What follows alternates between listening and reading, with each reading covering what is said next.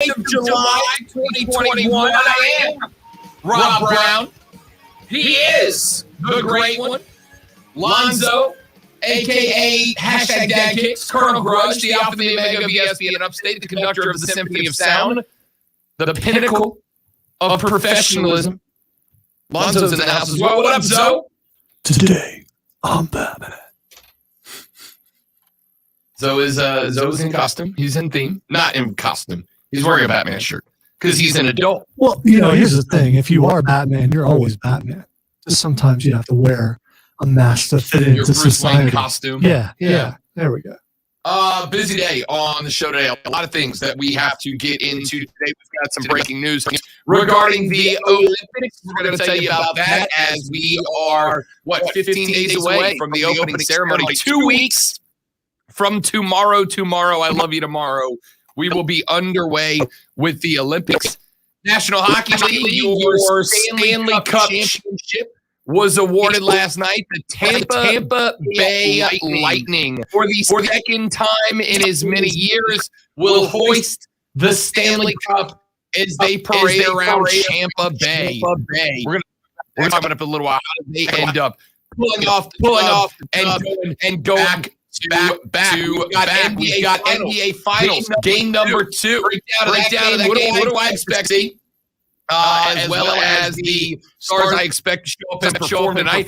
Euro Finals are set this weekend. The Brits claim that the Euro Championship ball is coming home, but the Italians say, hold up, wait a minute.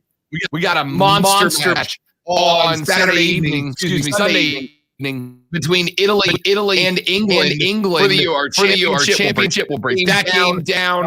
We have got a ton of news out of college ball to get to. It's going to be a busy day on the broadcast today. What do you say, Lonzo? We dive right into it. Let's do lunch.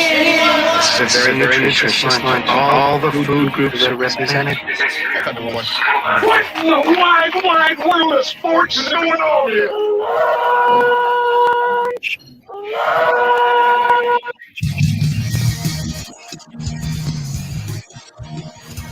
Oh, you want it now? Did you want it now? Yeah, go ahead. I can, if you can. No, trying to center it. Knocking it away. He clears it. I don't think this is going to be an icing. No. 30 seconds left. Petrie, a final shot. The Lady of Bennett. They have done it. They have gone back. For the second year in a row, they have won the Stanley Cup. Suzuki takes it for a turn. Down to 15 seconds. It's Peter Brother for the lead. Vasilevsky comes out in front and is here. It's 2 points down here in Tampa. 5 seconds remaining. Retrieved by Petrie. Lightning strikes twice. The Tampa Bay Lightning win their second straight Stanley Cup. The second time in over 20 years, we have a back-to-back champion.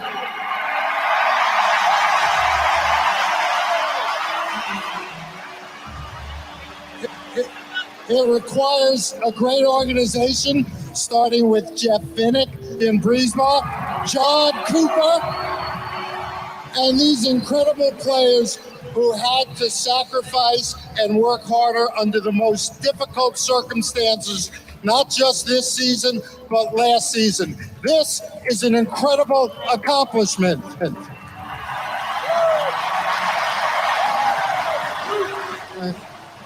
And I know I speak for all the players, and they did an incredible job as an incredible team. I speak for all of them when they say, sharing this with you has been the highlight of this campaign and the back-to-back trophy. Thank you, fans here in Tampa.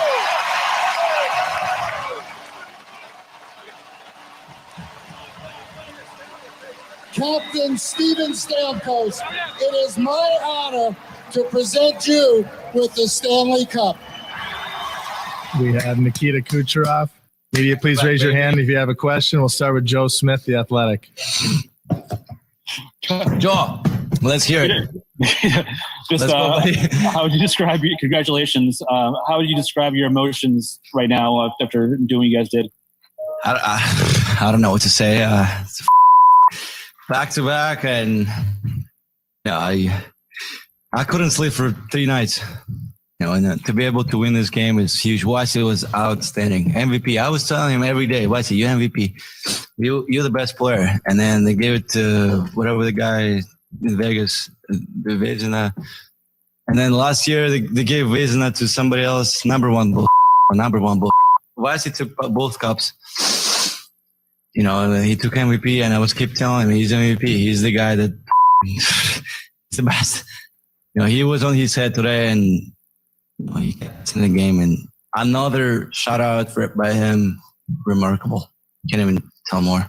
I'm so happy. I didn't want to go back to Montreal, but the fans in Montreal, come on. They acted like they won the Stanley Cup last game. Are you kidding me? Their final was last series. Okay. Here in Tampa Bay.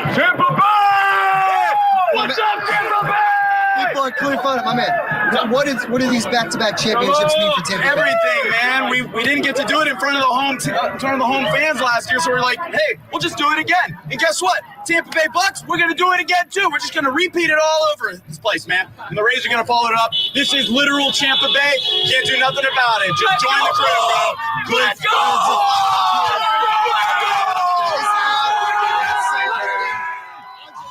I just put that last guy in for Lonzo. That was just some guy in a bar that the news guy, and I really just put that last clip in just for Lonzo. Yeah, you know what? It's good to know that Mark Ryan's people talk exactly like him. Yeah, that last guy, I had to throw it in there. Ladies and gentlemen, the Tampa Bay Lightning are your back-to-back champions of the National Hockey League. Stanley Cup lives in the South, y'all. I'm not a Tampa fan by any stretch of the imagination. You know what I am a fan of?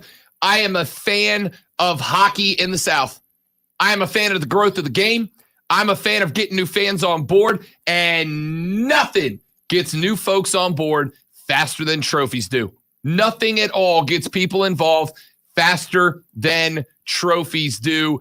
And the Stanley Cup lives in the South. By the way, since 2004, Tampa Bay has won the Stanley Cup 3 times. Since 1993, Lonzo, the nation of Canada has not won it a single time since 1993. Now, granted, there's more teams based in the States than there are in Canada, but the Habs got back. Les Habitants was so excited about an opportunity. And the Stanley Cup, y'all, the Stanley Cup lives in the South, baby. Lives in the South. That's what it does.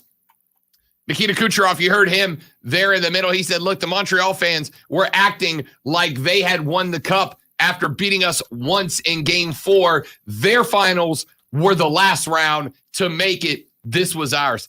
Love a little smack talk, Zoe, when the trophy is already sitting next to you.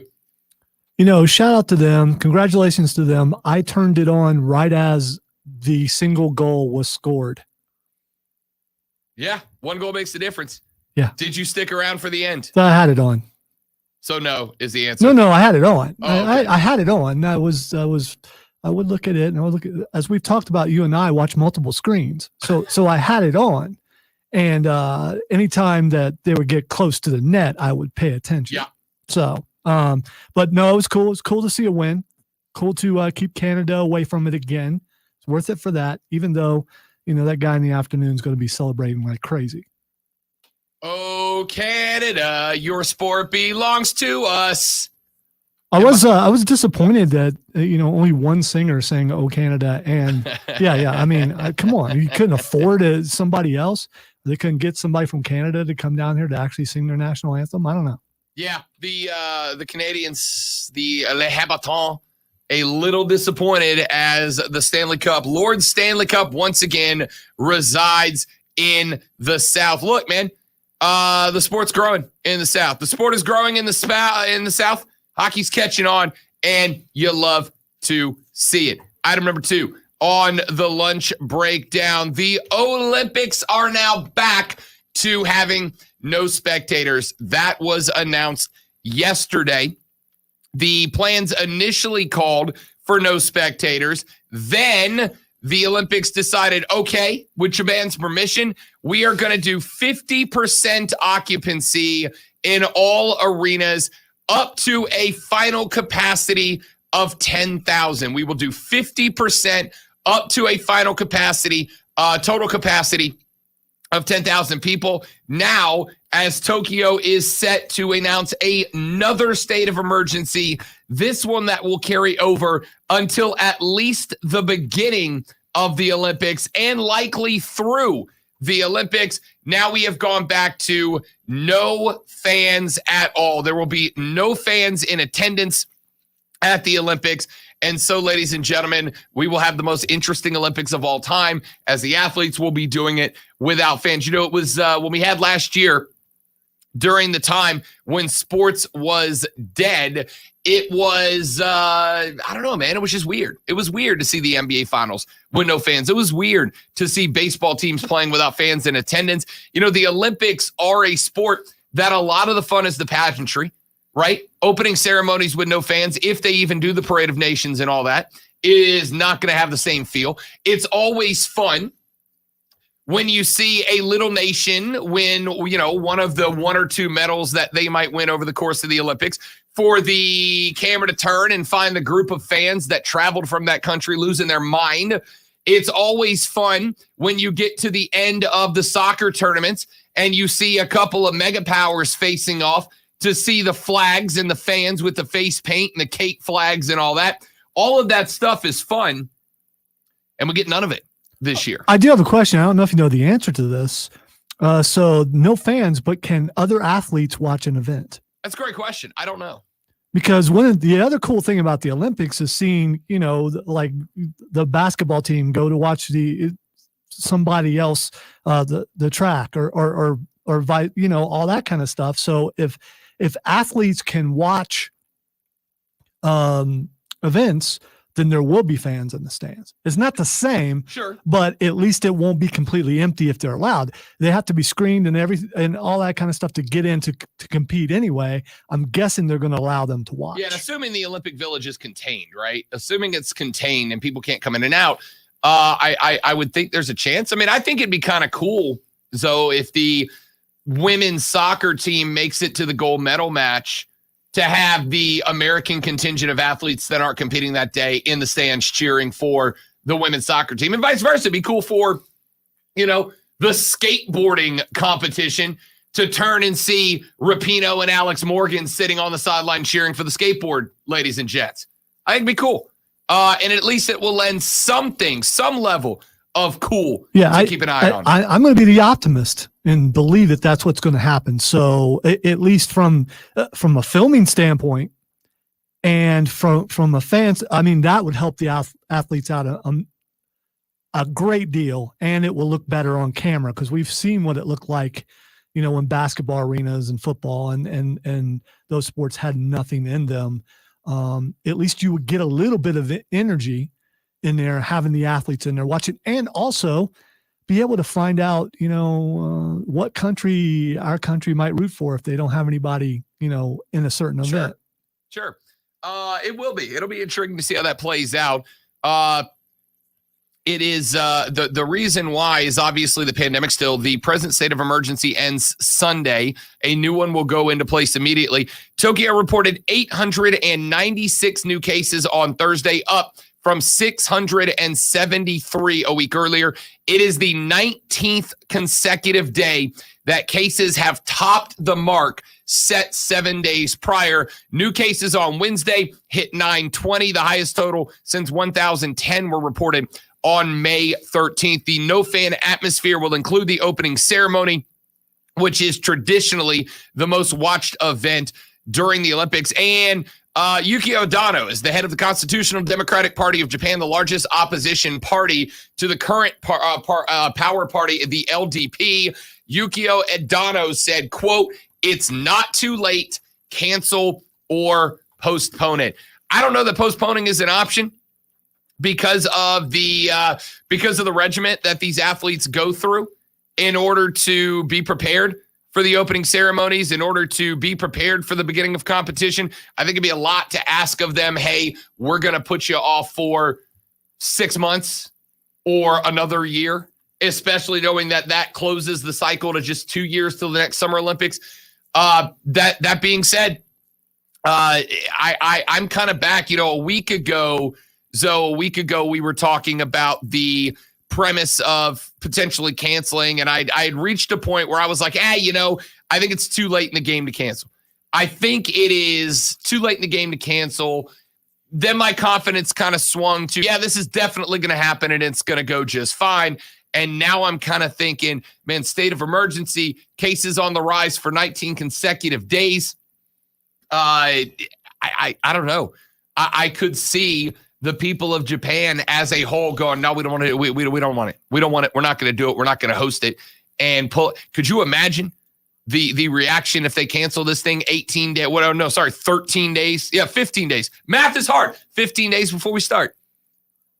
Are you sure? You certain? That math is hard. Yes. Okay. Yes, right. I've struggled with it literally my entire life. I don't believe they're going to cancel it this close, no matter the outcry, unless there's just such a major outbreak that they can't fly in and they can't get to the arenas. They're still going to do this thing. I think you're probably right. All right. And item number 3, we push to the next segment. Why? Because NBA Finals Game 2 set to go tonight. CP3 lights it up in game number 1. Can he repeat that performance in game 2? We'll take a look at that when we come back here in just a minute. My name is Rob Brown. The great one's at the helm. The Rob Brown Show's on your radio. This is ESPN Upstate. And I am completely one step behind on everything. Golf cart. I'm knowing you got it. It's all good. You good? Yep. Okay.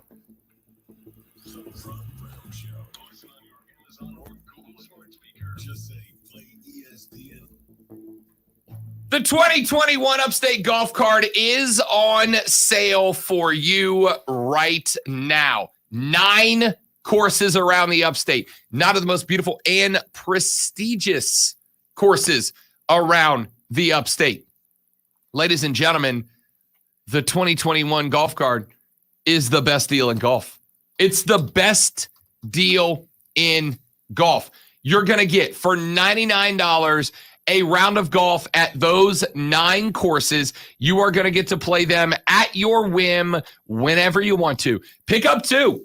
You can give 9 friends a free round of golf, and you're paying less than $15 a round. They're going to think that you hooked them up with a crazy good deal, and the answer is you hooked yourself up with a crazy good deal. Ladies and gentlemen, go to upstategolfcard.com to see the details, to pick up yours and your friends and your buddies and your families. Now, it's the 2021 Upstate Golf Card. Map.com presents your ESPN Upstate Sports Center update, powered by The Score. The starting lineup is set for Sunday's Quaker State 400 and Atlanta Motor Speedway using the qualifying metric.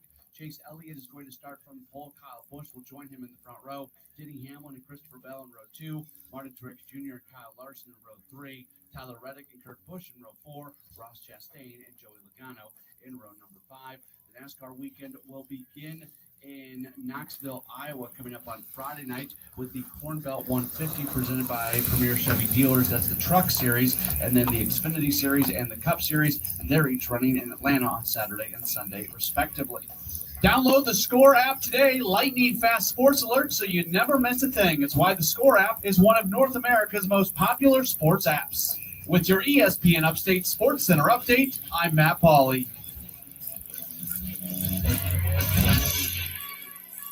Okay, so you can't throw a football 90 yards like an NFL QB and get paid the big bucks.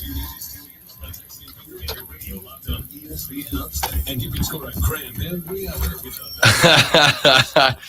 You don't give anything to Florida Man, Stathakis. Florida Man takes it from you.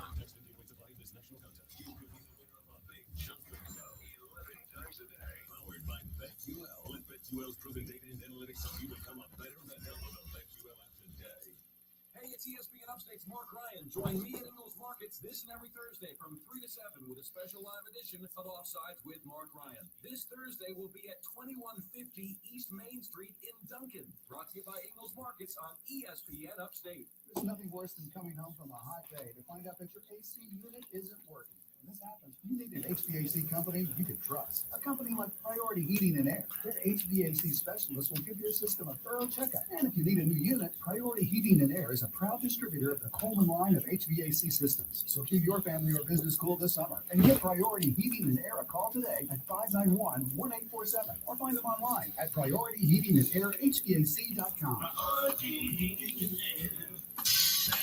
Rob can read, so he says. Email.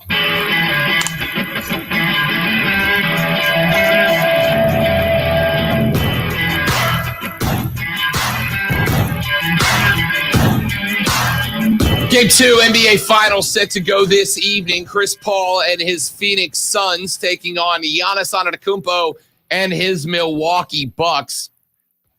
Obviously, the big story of this series so far has been Giannis's knee. Hyperextended it in the semifinals with the Atlanta Hawks. Had to miss a game. The Bucks were able to win without him. Clip number 2, Giannis said that his knee felt fine after game 1, said he was a little nervous about it, but that ultimately after getting going, he felt fine and he expects better of himself in game 2. No, I was nervous about my knee yesterday. I was thinking about my knee. But, obviously going to game 2, hopefully I can feel more comfortable, more confident to be, to go downhill, to make more plays. We'll see. I don't know how tomorrow is going to be, but hopefully I can be in a position that I can make more plays tomorrow.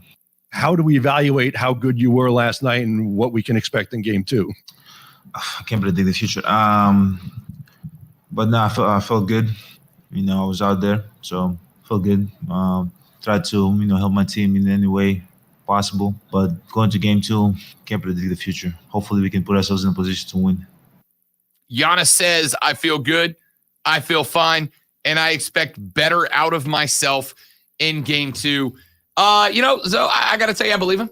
I believe him to some degree anyway. I mean, he looked, for the most part, like he was in a rhythm in game 1. I think I think any athlete with a knee injury, regardless of how severe it is going to have a little bit of trepidation getting into action on that knee for the first time.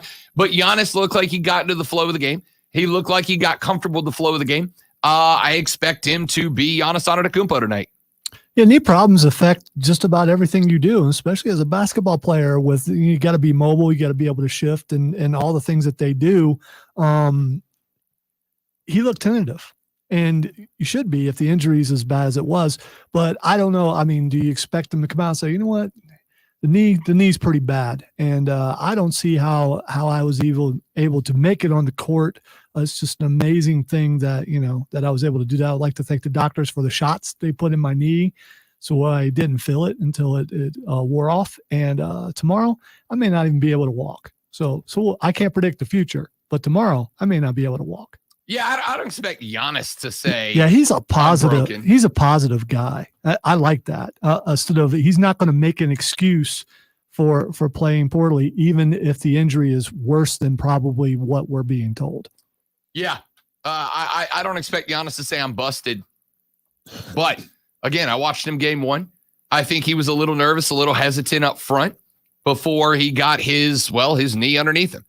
Now that he's got one game in the bag, now that he's gone, now that he's run, now that he's cut, now that he's jumped, I expect Giannis to come out. And, by the way, this is a must-win game for Milwaukee. It's not is it? No, I'm telling you it's a statement. This is a must-win game. In the NBA Finals, though, a team that goes up 2-0 in the series is 31-4. 31-4. And you don't buck a trend like that. I think the last time it happened was like in the late 80s or something ridiculous. 31-4 when a team is up 2-0 in a series. If Milwaukee drops this game, same as it was in the Stanley Cup. If Milwaukee drops this game, it's over. The only question is it over in 4 or 5? Because there's no coming back from down 2-0 in the NBA. It just doesn't happen. So you got to think tonight, Zoe, Giannis, Chris Middleton, Brook Lopez, I got to assume that they don't allow anything other than 150%. We're going for blood mentality. They don't have a choice. They drop this one, they're done. Clip number 3, Chris Middleton talking a little bit about what they learned in game 1. Intense, but I think that's as expected for the first game in the final, especially us being on the road. I think, we hung in there for the most part, pretty well. They went on a couple of runs and responded well in the first half.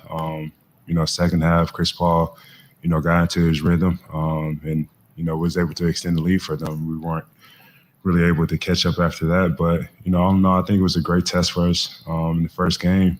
So we come out and respond a little bit better. Chris Middleton says, look, we got hit in the mouth. And they did. Phoenix did everything Phoenix wanted to do and then some. Phoenix came after him, did everything they wanted to do and then some.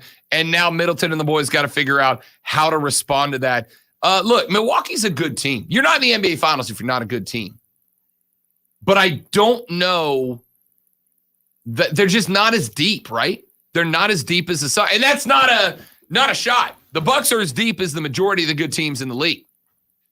But as we've talked about, and I'm going to bring this up probably in the next segment, the Suns, I think, especially if they win this series, so I think the Suns are establishing a new era in the NBA where teams might start to realize, maybe it's not about the super team. Maybe it's not about the super team. Maybe it's about being able to be 12 guys deep.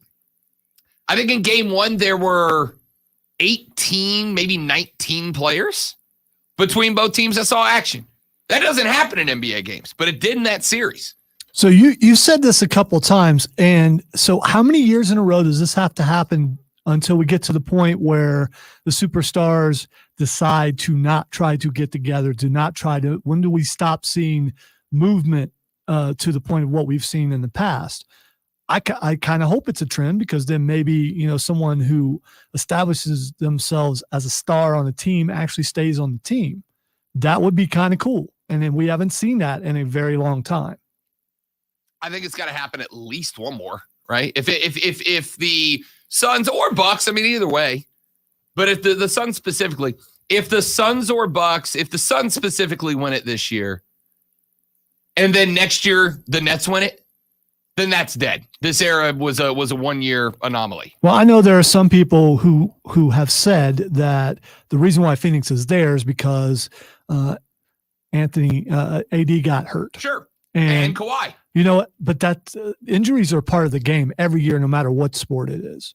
You're gonna get that, and when it happens to the major superstars, we get to see other people move up and show what they can do. And I don't have a problem with super teams, but I like your premise, and I hope this happens too, because I would love to be able to root for a guy like Zion, who's in a place, and that guy just stay there and be able to win a championship where he was brought into.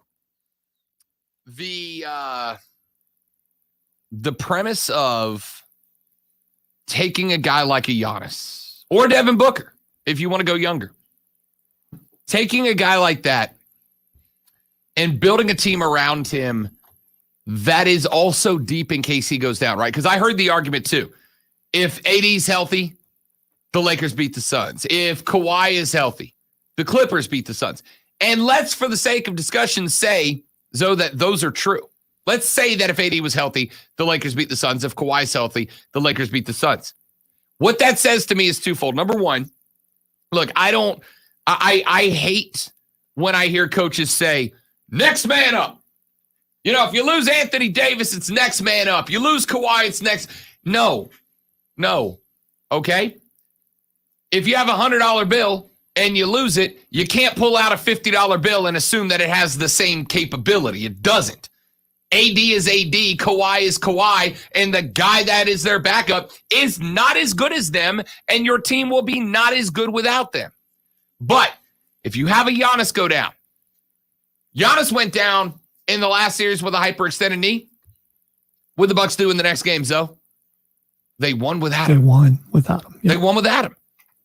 They said, all right, well, Drew Holiday at the 1, Brook Lopez at the 5, Chris Middleton at the 3. We're going to win without Giannis.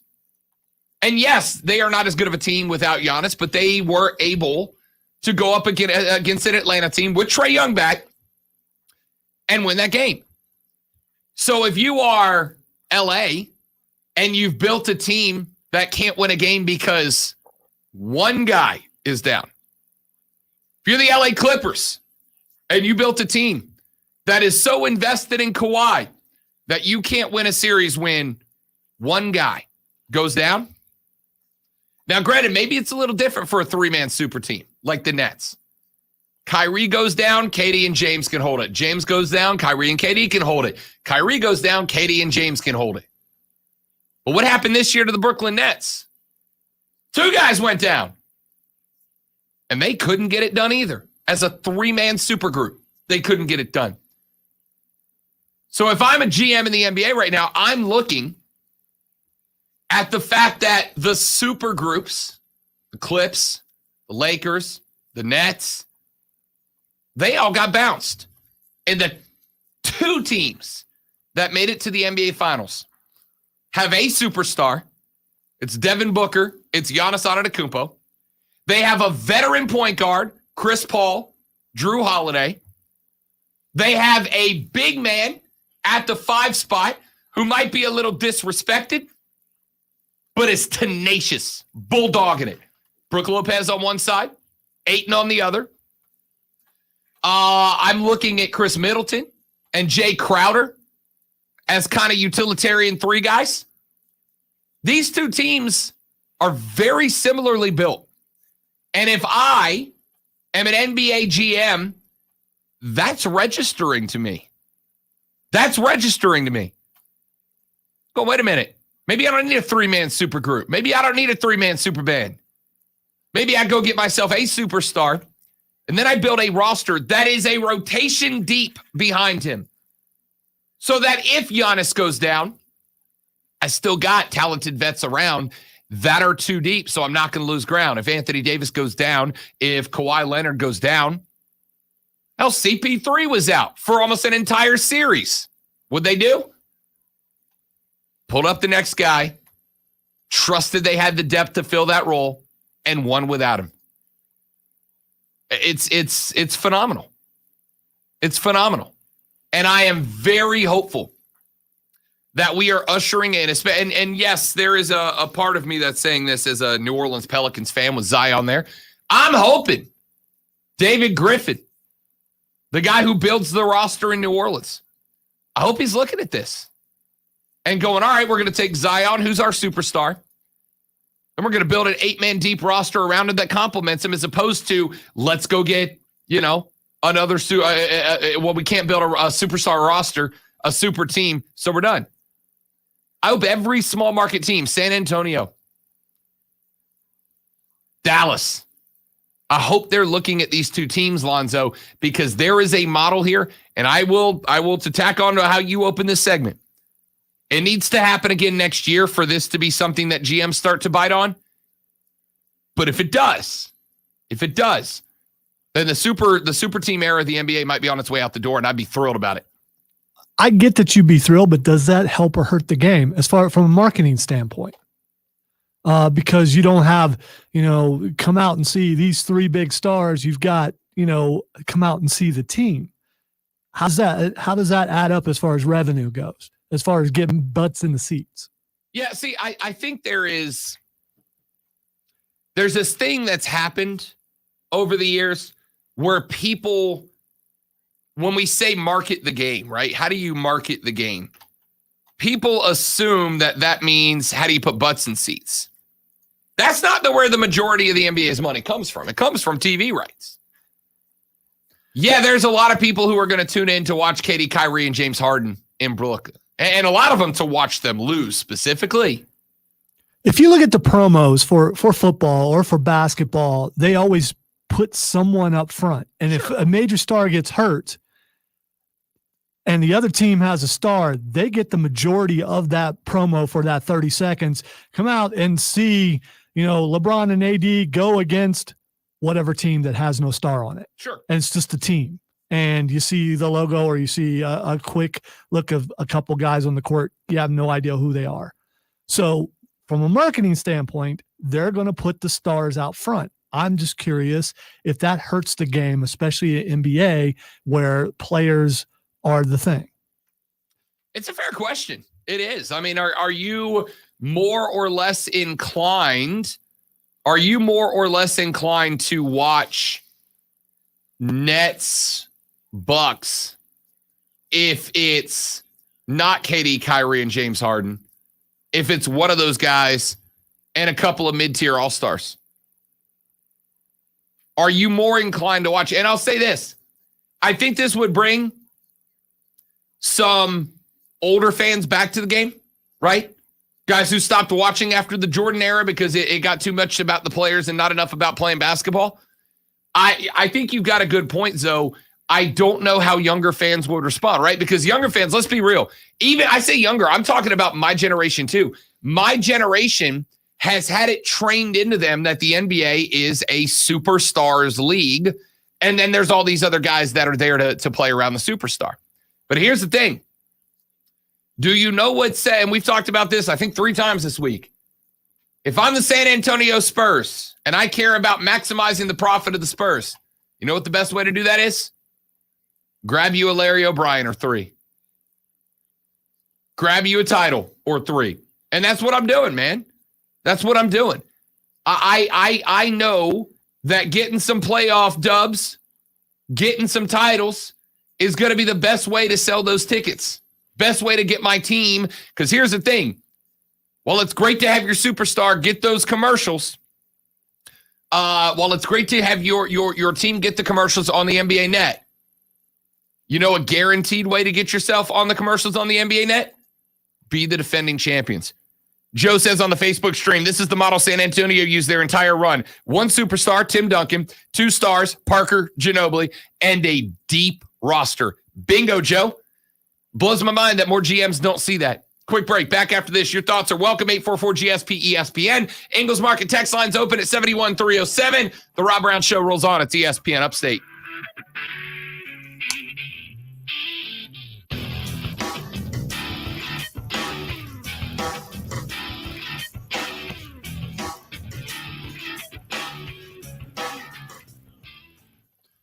So I just had a video game store reach out to me and wants to come on the show. Look at you, man. Yeah, but now I'm in that realm of what's competition. So I'm going to have to ask first. Does the Borderlands sell video games? You got it. That's not competition. Fans from abroad were banned months ago. The summer games, which run from July 23rd through August 8th, will be held entirely under emergency measures. The women's final at Wimbledon is set. 1-seed Ash Barty versus Karolina Pliskova. Barty defeated Angelique Kerber in straight sets in today's semis, while Pliskova had a 3-set victory over Arina Sabalenka. Suns up 1 game to 9. Give me 10 seconds, guys. I will be right back. Power your passion during Dell's Black Friday and July Day with up to $400 off the latest Dell XPS computers and Alienware systems, all powered by Intel Core processors. Save on top brand electronics, plus free shipping on everything. Just call 800 by Dell. That's 800 by Dell. From the Ingles Market Studio, this is ESPN Upstate. 97.7 FM Greenville, 97.1 FM Spartanburg. ESPN Upstate. An Odyssey station. As the official team doctors for the Clemson Tigers and U of SC Gamecocks. Yeah, I don't know, man. Like, I think so. One of the things I've taken, like, Greg Popovich is a good coach, but that roster was built in the perfect way around Tim Duncan, right? You build it around the 4 spot in Tim Duncan. You add a Tony Parker, who is capable of going out there and setting Tim Duncan up for success.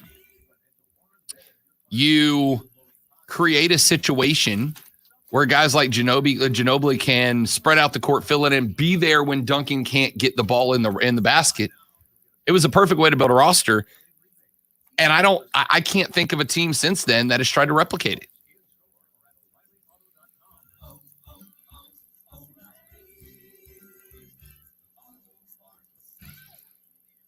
At Shell, we know from the time you get up to the time you wrap up, there's a lot of meetups, eat-ups, and hurry-ups. So come to Shell and get 3 things done at once. Fill up with Shell V-Power Nitro Plus to help keep your engine running like new. Save up with the Fuel Rewards program and never pay full price for gas again. And snack up with in-store rewards to save even more at the pump. Make the most of the stop you need to make with Shell. And engines that exclusively use Shell V-Power Nitro Plus premium gas. See full terms and conditions at fuelrewards.com. I know you're not going to spoil, and so I know we can't really talk about it, but I just want to say Gator Loki. That's all I want to say is Gator Loki. Love Gator Loki.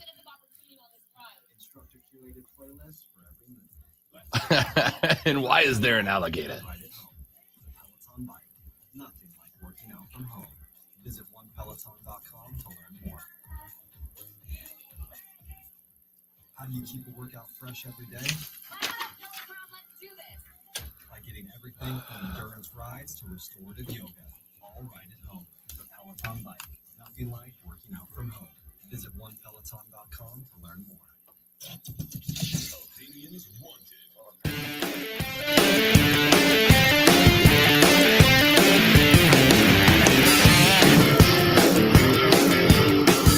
Yeah, we were talking right before we went out to that last break about the run of the San Antonio Spurs. And, Joe brought it up in the Facebook chat, the Facebook stream at facebook.com/ESPN Upstate, twitter.com/ESPN Upstate, or search The Rob Brown Show on YouTube. If you got a smart TV, put on the YouTube app, search The Rob Brown Show, and you can actually watch the stream right there on your television as if we're a TV show now, right? We got a background and like stuff that moves. No makeup yet, though. So, not that we're working on that or anything, but to be an actual TV show, I think you got to have makeup on.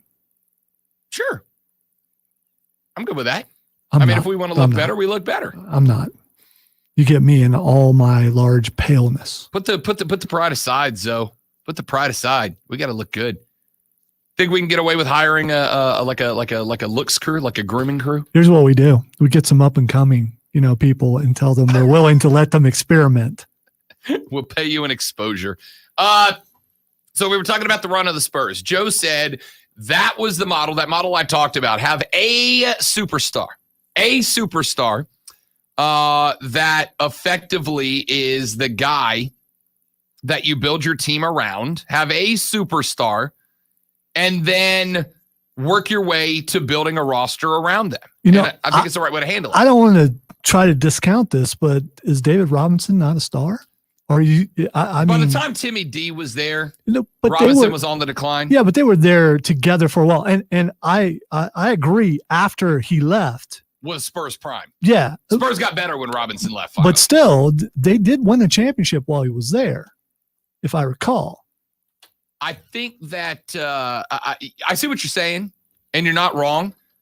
But when Tim Duncan showed up, David Robinson was in decline, and it was Tim Duncan's team at that point. Well, even with D-Rob on it. Well, the whole thing was David Robinson took Tim Duncan under his wing and taught him everything and all that kind of stuff. And then when he went away, it did seem like the team got better. I'm just saying there for a little while, I would consider it 2 stars. I'm not saying you're wrong. By any stretch of the imagination. I'm not saying you're wrong. I'm saying that the Spurs were at their best when it was Duncan's team and the guys around him. And Joe says exactly. And how many guys do they have? How many times do they have a bench guy? Patty Mills, Kerr, Finley, big shot Bob Robert, or he step up and come up big. And that's the thing. Not only do they have bench guys who had pride aside and attacked the game as if they were also a superstar, which they were. They put pride aside and they had these guys step up and go big time. Joe's exactly right. what blows my mind about that model, because here's the thing. You ready for a hot NBA take, Zoe? Here's a hot NBA take. Greg Popovich is an okay coach. He's an okay coach. I don't think Greg Popovich is in my top 5 NBA coaches of all time. He's a good coach, and he's got a fistful of rings. But I think Greg Popovich had the benefit of having a front office that knew exactly how to build a roster around him, knew exactly how to build a roster that he could contend and compete with. I believe that. Greg Popovich was a good coach. He is not an all-time coach. It blows my mind that more NBA GMs haven't looked at the Spurs model, haven't come into contact with the Spurs model and tried to emulate it. I can't think of another team that's done that. Every team ends up with a star, and that includes mine. The Pelicans had Anthony Davis for a while. They had Chris Paul for a while. I would say that the Pelicans came close twice, right? They had Chris Paul. They went out and they got Tyson Chandler, and him and CP3 were Oop City for a couple of years. I think Tyson Chandler and Chris Paul led the NBA in points scored as a duo and most alley-oops thrown in a season like 2 or 3 years in a row. They missed some pieces. When Anthony Davis was there, they did the same thing. They tried it, but they just couldn't get the right guys in there. And it's not just a matter of have a superstar, have a couple of stars, and a bench. It's also about understanding how to build chemistry on that bench. The Spurs, does anybody argue that Tim Duncan era Spurs, Lonzo, had the best chemistry of any NBA team since Jordan's Bulls? I don't think you can argue that. No, I have to agree. And to the point where when Kawhi ended up doing what he did, it was such a shocker because you didn't expect that sort of thing to happen on that team with the way that team had been built throughout the years. Completely agreed. Completely agreed. Kawhi leaving was a shocker, not because Kawhi left the Spurs, but because you thought that there was this cohesion under Pops that they had under during the Duncan years. That's what I'm trying to get my NBA team to replicate if I'm a GM. Let's take a break. We'll come back, wrap up hour number 1. I'm Rob. He's Lonzo. We got some more NBA breakdown. What can the Bucks do tonight? There's only one thing that they can do tonight. And I'll tell you what change they need to make if they want a chance to win. That's coming up. We got some college football NIL news coming down the pipe as well. Rob Lonzo, this is ESPN Upstate. I have a live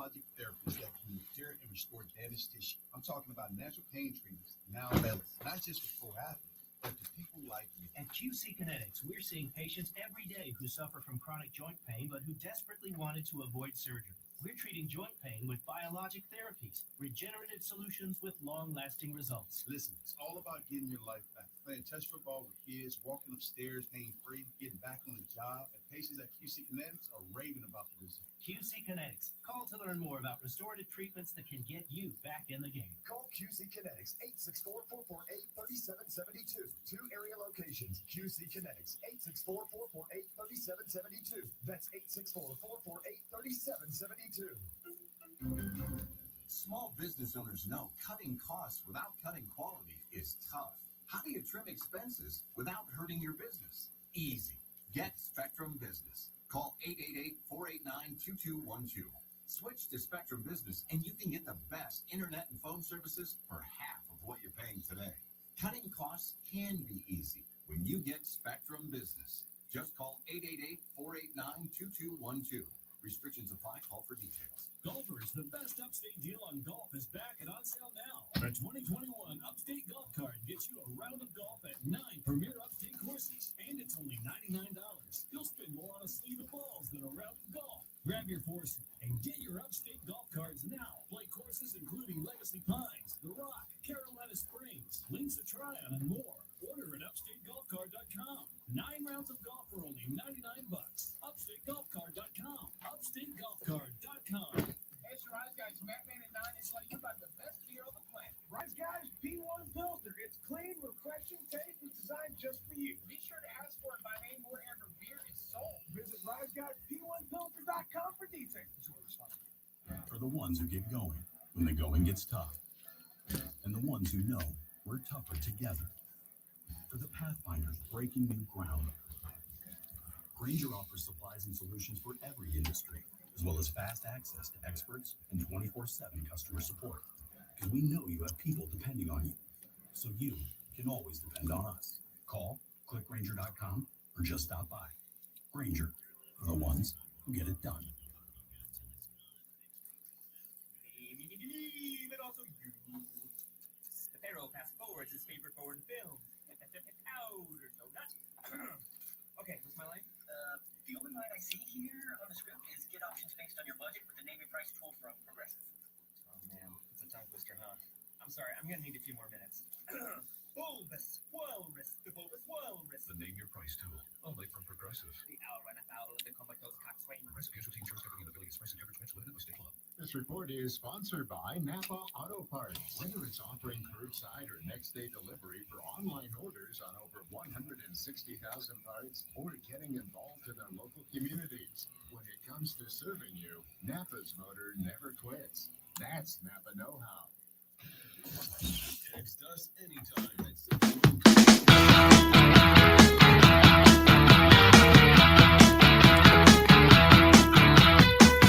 Dexter says, Rob, Pop is a 3-time coach of the year, led the Spurs to the playoffs for 22 straight seasons from 98 to 2019, and is responsible for all 5 of the franchise's NBA championships. Not top 5, though, question mark. And another texter says, Rob, I disagree. Pop knew how to treat a superstar and superstars to be just stars. In this age, everyone thinks they are super.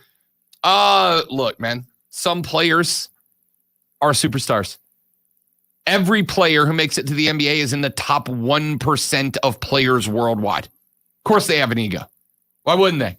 Every NBA star, every NBA player grew up as the best person he knew as a basketball player. He was the best player he knew.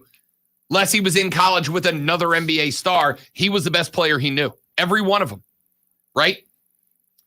As far as Pops, I think Pops is one of the most decorated superstar coaches. Certainly he's decorated. Certainly it's impressive. I guess I could say as far as being a decorated coach, yeah, the dude's absolutely up there on the list. But my argument is going to break down to the premise of I think Pops can and should thank the San Antonio Spurs front office for building him a roster that he didn't have to be an excellent X's and O's coach. I say the same thing about Nick Saban. Nick Saban is a great recruiter, a great chemistry builder, not a great X's and O's guy. $1,000 keyword for the 1 o'clock hour is run, R-U-N, run. 71307. Nope, sorry, scratch that. 72881. 72881. Text run, R-U-N, to 72881 for your chance to win a grand in the $1,000 cash dash on ESPN Upstate. You're going to want to do that sooner rather than later, though, because there's only one person winning a grand this hour. Might as well make it you. Text run to 72881 for your chance to win $1,000. When we come back, we can keep going with this discussion. I got Olympics talk I need to get to and more on the Rob Brown Show. This is ESPN Upstate. So we're not doing Rashad. We are doing. You just forgot. Yes, we are. Okay, I'm just dumb. Just making sure. Yep, I'm just dumb. It's like, did you get a text or something right after we talked about it? You have a Prisma in the first break. Prisma.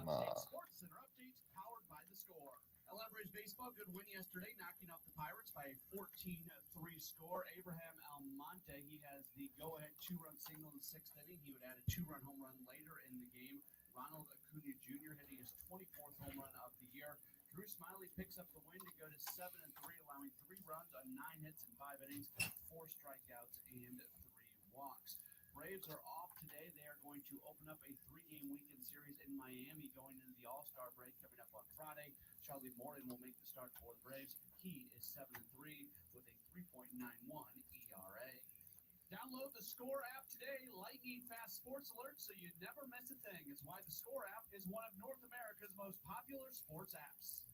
With your ESPN Upstate Sports Center update, I'm Matt Pauley.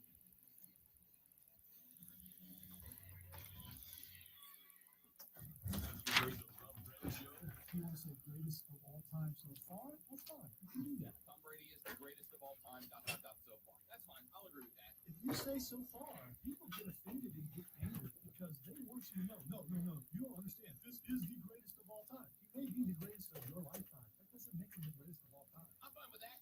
Unless, of course, the world ends in the next year or so, and then you may be right. Floating through space, Swear I hate the these last phones. human being stares back down at the Hi, speak to Rashad, please. Hey, man. We got about a minute. Hang on. Alarm him that he's running out of oxygen. He stares out the window at the giant ball of molten rock that used to be planet Earth, and he says to himself and no one else, he was the greatest of all time.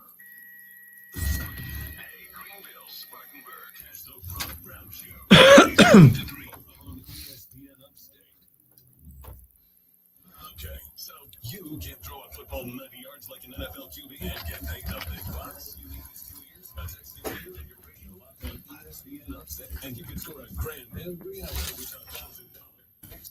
Listen every hour from 7 a to 5 p.m. weekdays for the keyword. Text it to 72881. Next to be able to play this national contest. You could be the winner of a big chunk of dough 11 times a day. Powered by BetQL. Let BetQL's proven data and analytics help you become a better bet. Download the BetQL app today. Warning. And check this out. An official Rob Brown lockdown. Represents me a winner. Yeah.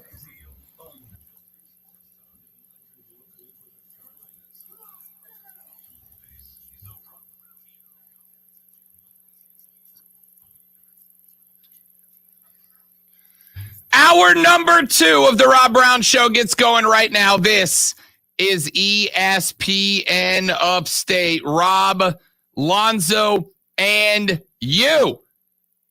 Thanks for hanging out with us. Happy Thursday, ladies and gentlemen. And because it is Thursday, every Thursday at 1 o'clock, we head on over to Charlotte.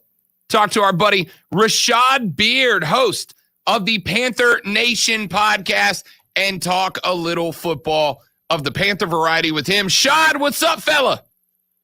What's going on, Rob? Happy to be here. It's Thursday. Every day. Let's get it. Love it, man. Love it. My dude Rashad comes in here with the energy and the optimism every week. You love to hear it. Let's get to a couple of different things this week, Rashad.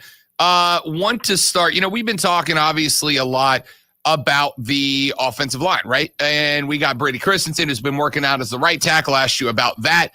last week. Obviously, we've talked about Tyler Moton and whether or not he's going to get that long-term contract, which I think both of us think that he needs to. Earlier today, I was combing around Reddit, some of the Panthers threads that I follow to keep up to date, and somebody put up a poll where they asked very simply, what are your expectations for our offensive line this year? And they gave 3 options, which is great play. They allow 10 to 20 sacks tops and a high efficiency in the run game. Average play, 20 to 32 sacks and decent run blocking, or below average play, 35 plus sacks allowed, and Sam Darnold is running for his life more often than he's not. If I had to ask you right now to grade out that unit and predict where this offensive line is going to be this year with Christensen, as we assume, on the right side, not knowing what's going to happen with Tyler yet. If I asked you to predict what the efficiency of the offensive line is going to be, being objective, what would your guess be? Man, such a loaded question. There's a lot of factors, but I'm going to say they're going to be average.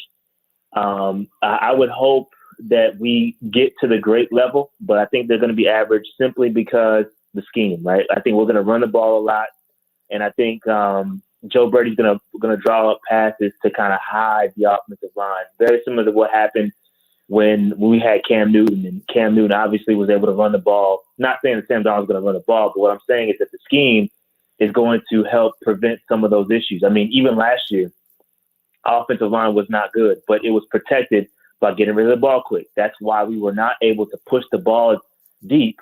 That's what Panther Nation wants us to do, is push the ball deep. Well, you got to have an offensive line that can protect the quarterback for a few seconds in order for the receivers to get down the field.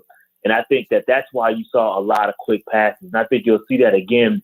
I think as it stands, I think they're going to be average, and that's going to be strictly because of the scheme, not because of the talent on the play. I think once Joe Brady's able to get a good offensive line, just look back to what he did with LSU. That was an award-winning offensive line they had at LSU, and they were able to push the ball downfield with no issues.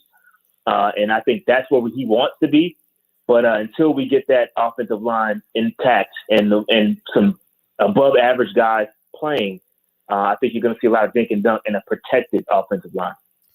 Rashad Beard, host of the Panther Nation podcast. You can find them on Twitter at Panther Nation PC. Yesterday, I was going through a couple of NFL sites, and there was another poll up, which was, who is the most underrespected, underappreciated defensive player in the NFL right now? And one of the top answers was a guy that thinking about our last few weeks of interviews, Rashad, I don't think we've even talked about Brian Burns and his impact for the Panthers, what his expectations are this year. But I found it funny that NFL fans of every team not just had Brian Burns on the list of most underappreciated defensive players, but recognize how good he really is. We've talked about Jeremy Chinn. We've talked about the addition of J.C. Horn, Derek Brown getting some help at the defensive line. But Brian Burns might be a big key to the success of this defense in what looks like, on paper, a loaded division. I think absolutely it has to be Brian Burns. He's the guy. I'm a Florida State fan, so I've been following Brian Burns for a long, long, long time. And he's great. I mean, he's a great player. He's super athletic. He's going to be able to do things that just wow you from the edge. And I think he is a really good player. And I think the problem is that, he was often double teamed. You're able to kind of do some things when you don't have the help across the defensive line.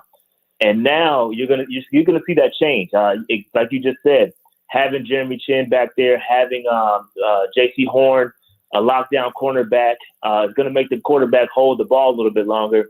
And then you bring in the Daquan Jones, pair him up with Derek Brown, and also, and I talked about this a lot on my channel, is that we have Hassan Reddick. And I predicted that Hassan Reddick is coming off a double-digit sack season with Arizona.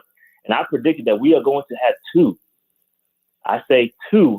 double-digit sack guys this year in Brian Burns and Hassan Reddick. That's how dangerous this pass rush is going to be this year. And I'm so excited.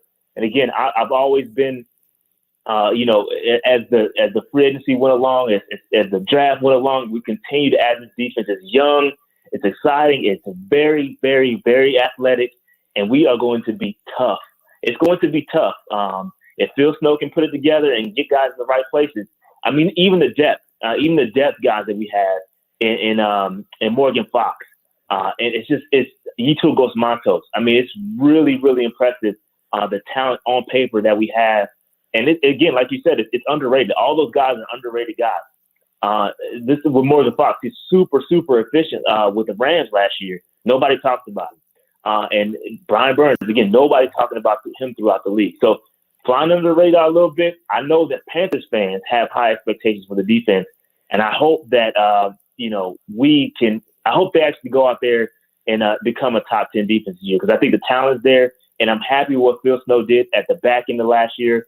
I'm confident what he can put together. So the defense, yes, is going to be good, and it's going to be scary for guys out there. Speaking of J.C. Horn, I was watching yesterday. Some folks have started to drop some video clips of him coming out of training camp, et cetera. And I got to tell you, not only is dude looking absolutely jacked right now, but I was watching a couple of one-on-ones with different receivers, both in and out of gear. And I'll tell you, I am incredibly impressed with J.C. Horn's form. It's about as solid of a DV as I have seen, specifically out of the draft guys for sure. But the dude looks like a vet out there, low center of gravity. The hips don't turn until they need to. The shoulder. I had to tell you, J.C. Horn is a defensive rookie of the year candidate just from what I've seen out of camp so far. Yeah. And I think that is the expectation, to be honest, for me. If you look at the past couple seasons, the first defensive player taken has been the defensive rookie of the year. So I think that is the expectation for J.C. Horn. And again, I saw some of those same clips. In fact, I posted one where he was going up against a guy from Miami, from the Dolphins. And I mean, it was just watching that rep. I watched it at least 150 times. And just there's so many things you can pick out from that one rep. I mean, like you said, the low center of gravity. He was so patient. I mean, he's so patient. He lets all the receiver do all that jucking and jiving, moving and grooving, and he's just sitting there waiting for you to break out of come out of his break. So he's super patient. He's really long. I mean, the ball placement, there's nowhere you could have placed that ball. Everybody talks about, it was a bad throw on that particular rep. And I argue that there's no place you could have put that ball because he's so big. He can jump. 40-inch vertical. I mean, the dude is, it's really hard to not be excited, and you want to kind of level and guard put your heart on guard and not go out there and jump out the window and say this defense is going to be top 10. But man, these guys they're young, they're athletic, they're really good, and that's what we're looking for, man. We want this defense to be the defense of old. That 2005 defense. That's what we want to see. 2015 defense. We want to see that. And I think we have the guys, and I think J.C. Horn, we've never, I'm not going to say we've never had one because we had Chris Gamble, but it's been a long, long, long time since we had a lockdown cornerback for multiple years, right? You've had James Bradbury, who has been good. He was good for a couple years. He wasn't dominant until his last year with the Panthers. And then Josh Norman, he was a one-hit wonder. And so we really need that guy who's going to be around for multiple years, i.e. Chris Gamble. And that's what I'm expecting, along with Defensive Rookie of the Year for J.C. Horn. Rashad Beard, host of the Panther Nation podcast, joining us here on the Rob Brown Show and ESPN Upstate. We've obviously talked about JC, and AJ Bouye has been added to this list as well. We've spent some time talking about the quarterbacks, the three that you'll have to face twice. Likely Jameis Winston in New Orleans, Matt Ryan, not Ryan in the ATL, and of course that guy named Tom down in Tampa Bay.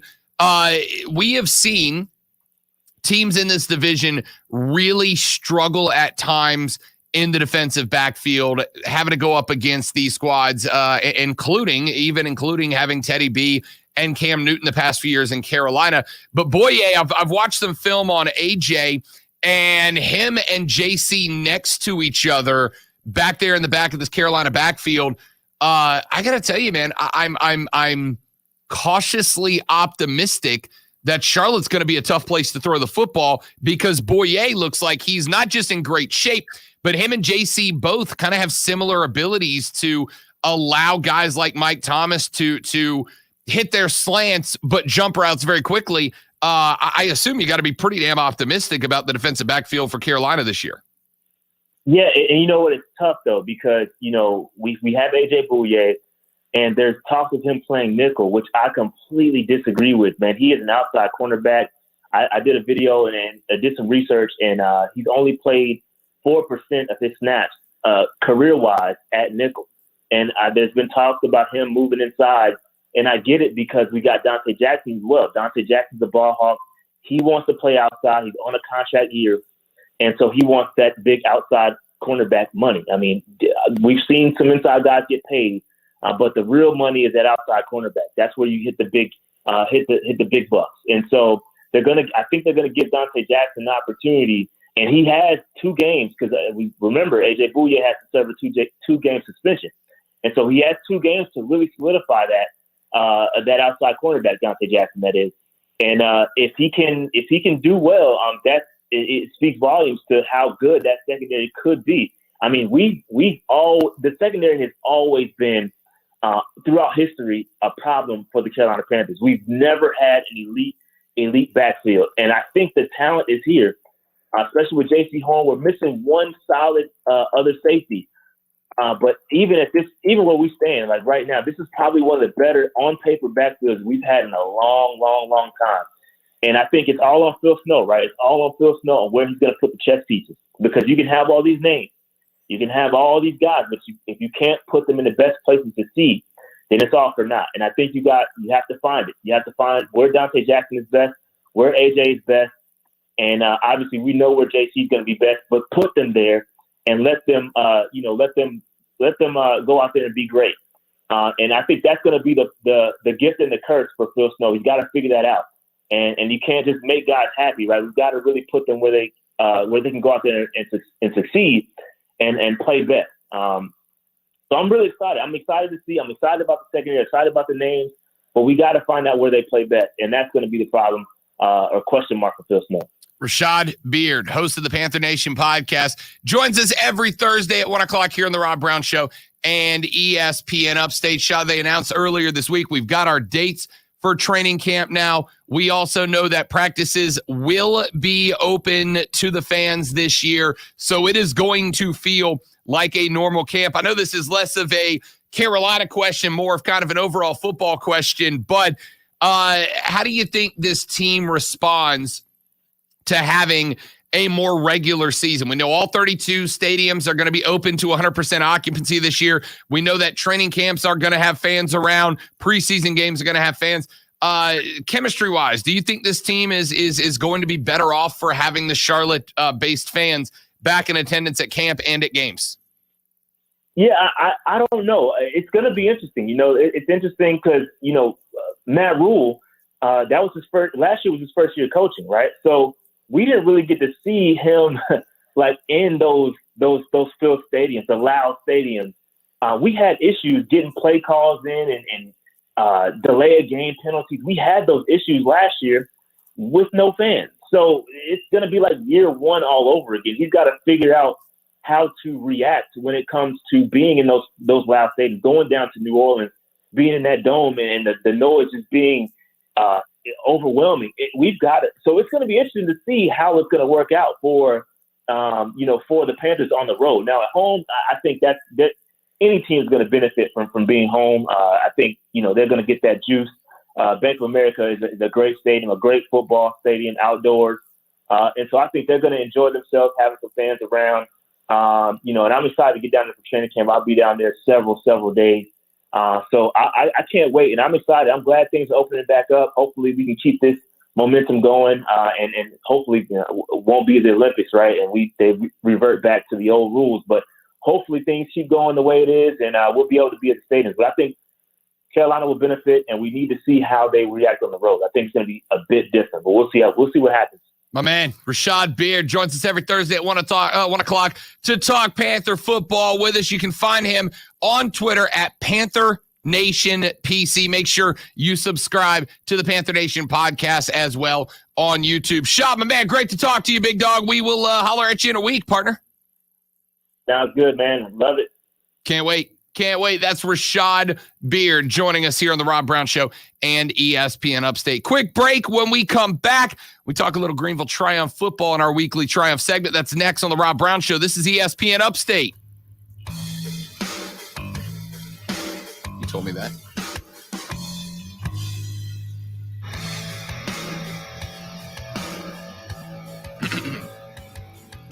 Prisma Health, the official healthcare provider of the Gamecocks and the Tigers, and they want to be the official healthcare.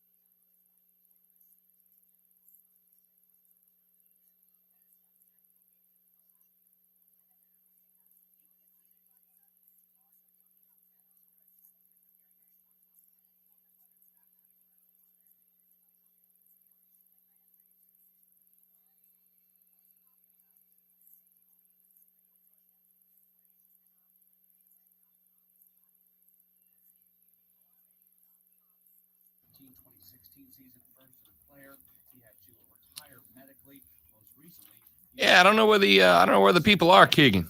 I don't know where the people are.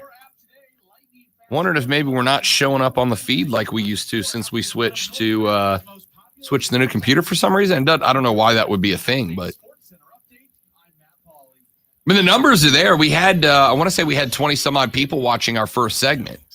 There are people watching. They're just the chats aren't coming in for some reason.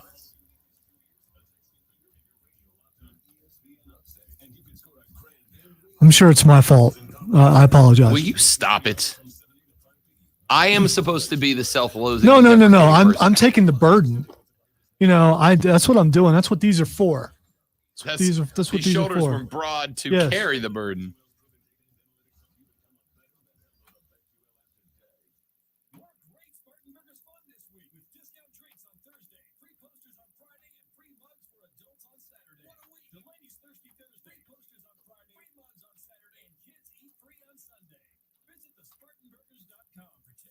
Enjoy a business upgrade during Dell Technologies Black Friday and July event. Get savings up to 50% off and take your office with you with Windows 10 Pro.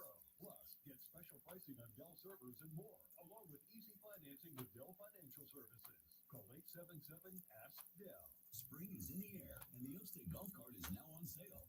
For just $99, get rounds of golf at 9 premier Upstate courses, like Linso Tryon, The Rock, Pebble Creek, and more. Get yours today at upstategolfcart.com. That's upstategolfcart.com. It's time for some straight talk. We've all been there. You have some real work to do, but the free Wi-Fi where you're working isn't going to cut it. It's like leaving the winning runner stranded on third base. Not good. Well, now you can be your own hotspot with Straight Talk's Ultimate Unlimited plan. Get 10 gigs of hotspot data for just $55 a month, all on America's largest, most dependable networks. Straight Talk Wireless. No contract, no compromise. Compatible device required. See straighttalk.com. Welcome to AutoZone. What are you working on today? So you've got an oil change coming up? We'll help you find everything you need. Right now, you can get 5 quarts of Valvoline MacLight high mileage motor oil and an STP oil filter for just $28.99. And if you're an AutoZone Rewards member, you'll also get a $5 bonus reward. Get what you need fast and get the job done easier. Start your job today. AutoZone.com. Restrictions apply. Join the Rob Brown Lockdown on Twitter. Tweet at The Rob Brown Show.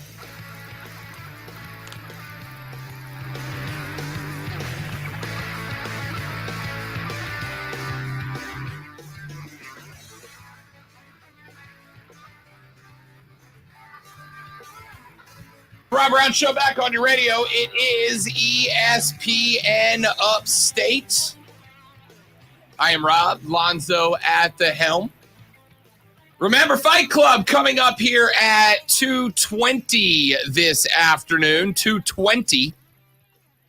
Lonzo will take us through all things combat sports around the nation and around the upstate, so be here for that. Greenville Triumph put on a dominant performance. On the 4th of July, they went up and played New England Revolution 2. And that is kind of, I mean, look, it was basically theme night, yeah? It was basically theme night for your Greenville Triumph. It was basically theme night in that the Triumph had the opportunity to play the red, white, and blue-based Patriots knockoff. And boy, did they spoil the theme day for the Revolution 2. A 3-0 win by the Triumph over Revolution 2. Your goal scorers in this game, Lonzo? Mario Slomas, and Mario Slomas. I am noticing a trend there. There is a pattern. There's a pattern developing from game to game because we have effectively gotten to a spot here where Mario Slomas is responsible for a goal a game at minimum. And now he has 3 in this one. His 9th, 10th, and 11th goals on the season, recording the club's second ever hat trick and the second hat trick in USL League One this season. A great first half. The Triumph found the back of the net twice across 6 minutes on a pair of Lomas goals. Good for his second brace of the season. The league-leading goal scorer struck first in the 29th minute after connecting with Abdi Mohammed, who returned to the starting lineup after having a quad injury in the last match. A lot of manipulation of the defense with his vision off ball. Lomas's run through the Revolution 2 was timed perfectly with Mohammed's targeted delivery, put Greenville up 1-0.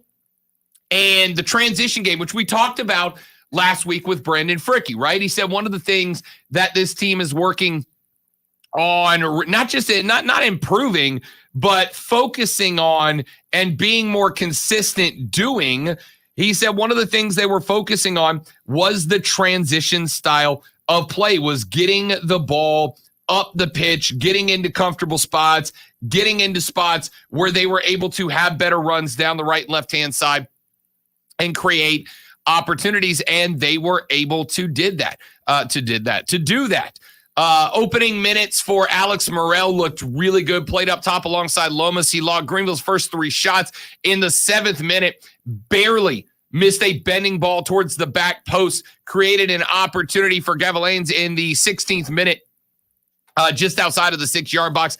Aaron Walker had a pair of shots in the first half as well, one leading to a Greenville corner kick, the other leading to Greenville's second goal of the game. Had some pressure from left back Tyler Polak all the way in the attacking third, forced a turnover, found Walker at the top of the box, sent a missile off the crossbar. Lomas picked up the rebound, tapped it in, making him the first League One player to reach double-digit goals this season.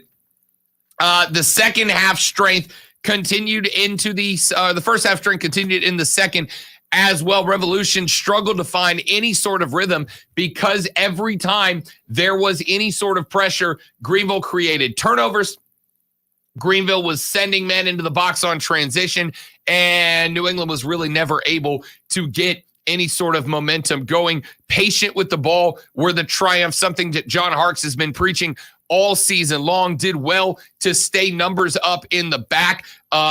In fact, at one point, they were playing kind of a 4-5-1 front to keep 4 back, but keep the outside 2 on the middle third in a spot where they could create those transition attacks. Harks was able to find key players valuable rest through the second half, got some good quality substitution. Walker, Fricky, Polak, and Dallas J obviously all played all 90. Walker delivered the final long ball into Lomas, who was streaking down the left flank. He was one-on-one, cut to the inside, buried his third from distance, solidifying the win and increasing his lead in the race for the USL League One Golden Boot. I got to tell you, from top to bottom, to say I was impressed with the triumph on Monday. Here's the thing.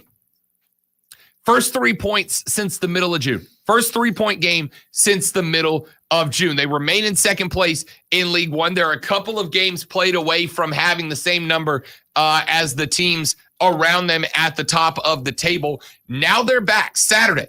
They take off 7 o'clock against North Carolina FC. Third matchup of the year. Keep in mind that at the end of the last matchup, Sean McGuire, who is the goalkeeper for North Carolina FC, booted a ball after the match was over, punted a ball into the supporter section of the Greenville Triumph.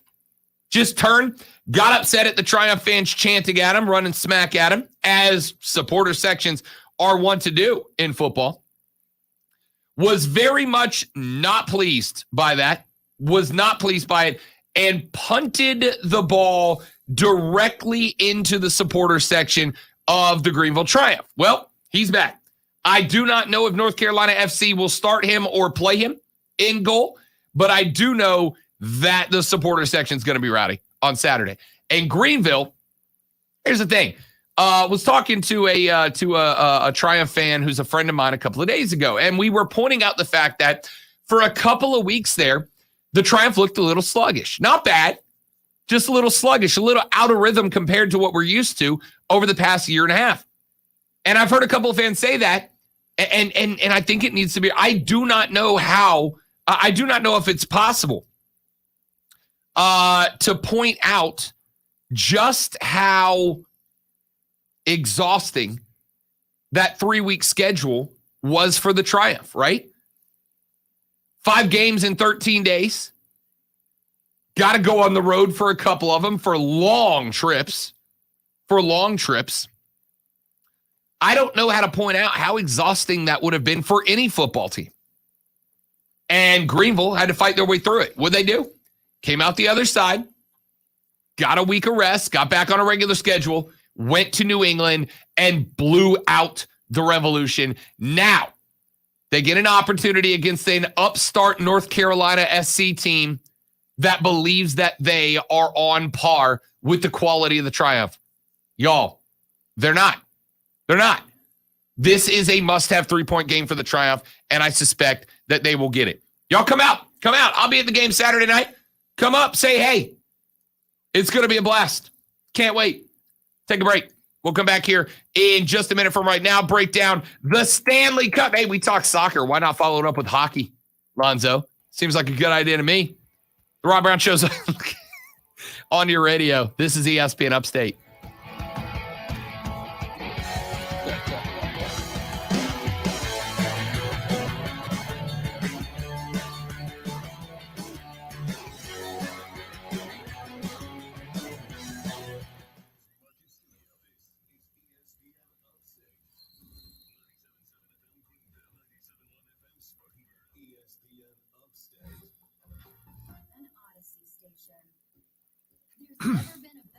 DC's Twitter account just put out a question. Who'd win a push-up contest between Wonder Woman and Superman? You say that without a doubt. I think it depends on if the sun's out. If the sun's out, Superman wins for sure. Well, I mean, if it's not, you're kind of rigging it. I mean, his powers don't go down when the sun is not shining. Right. But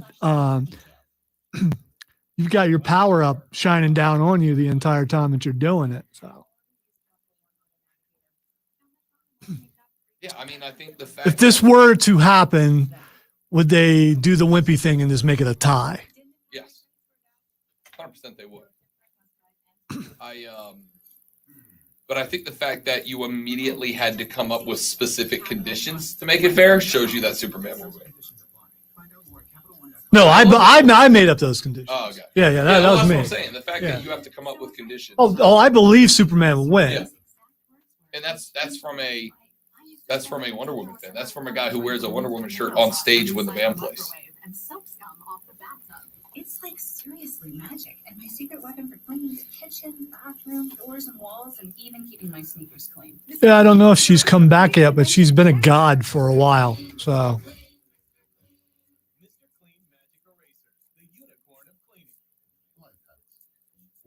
she's been replaced in the Justice League by her mom. Did she by her mom? Yes. Did she get buffed when she became a god? I don't keep up with DC comic books. It had to do with Death Knight's metal. There's a pantheon of gods beyond what anyone knew. And they decreed that she was worthy. And part of the deal to remake the universe, if I recall, was for her to become a part of that godhood. And now she's been trying to make her way out of it because she wants to go back. So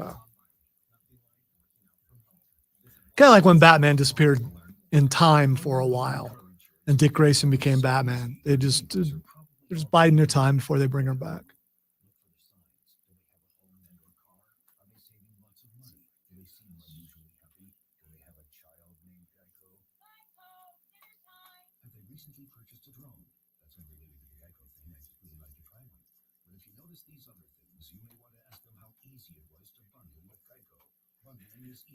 See if 30 seconds is enough, or if they'll still skip past it. Scientific experiment.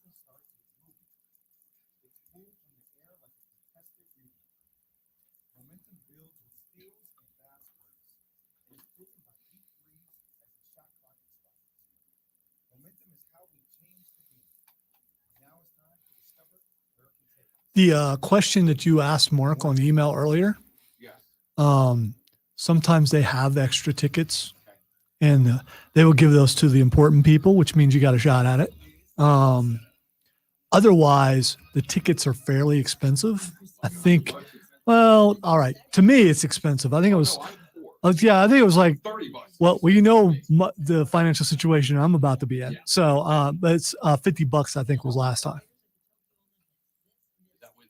Now that's dinner and everything, right? Yeah. Okay. I do not do $50 for. It'll be worth it just to make people uneasy. I get it. Oh, no, that's not why I would have the date that I would. Yeah, no, I know, but it's kind of like extra. Now,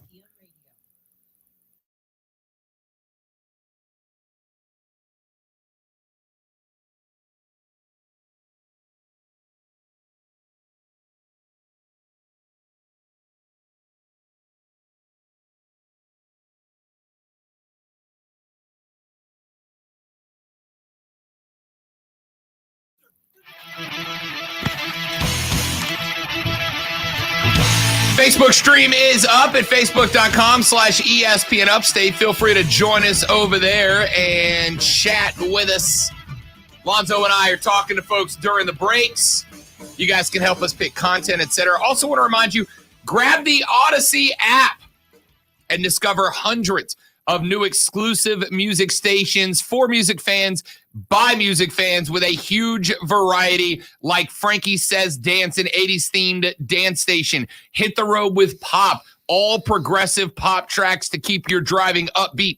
Alterna Odds, guitar-driven alt-rock hits from the early 2000s.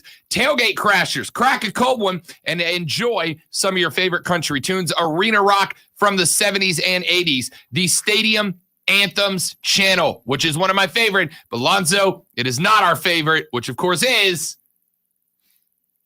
I can't do it. I was gonna do something for the stream. You do it. Drop the bass, man. Juggernaut music that is Here's the thing. I love that we have this like metal edge to Juggernaut. It's like Stinks in Kansas and like upbeat classic rock kind of stuff. If you're watching the stream, I banged my head, which is, is a lot more strenuous than you might think. Oh no, I know. Especially if you have a large noggin like I do. I used to be a legitimate headbanger, Zoe, and now it gives me a headache. I have never been in a mosh pit. I guarantee you Diesel has been in one, without a doubt. Probably started it and finished it because that's Diesel. I had one opportunity to be in a mosh pit. I walked towards the mosh pit and they quit. Hey, I don't want to detract away from what we're talking about. It was my larger days, It was like, nope. When you weren't in a mosh pit, you were the mosh pit. Yeah.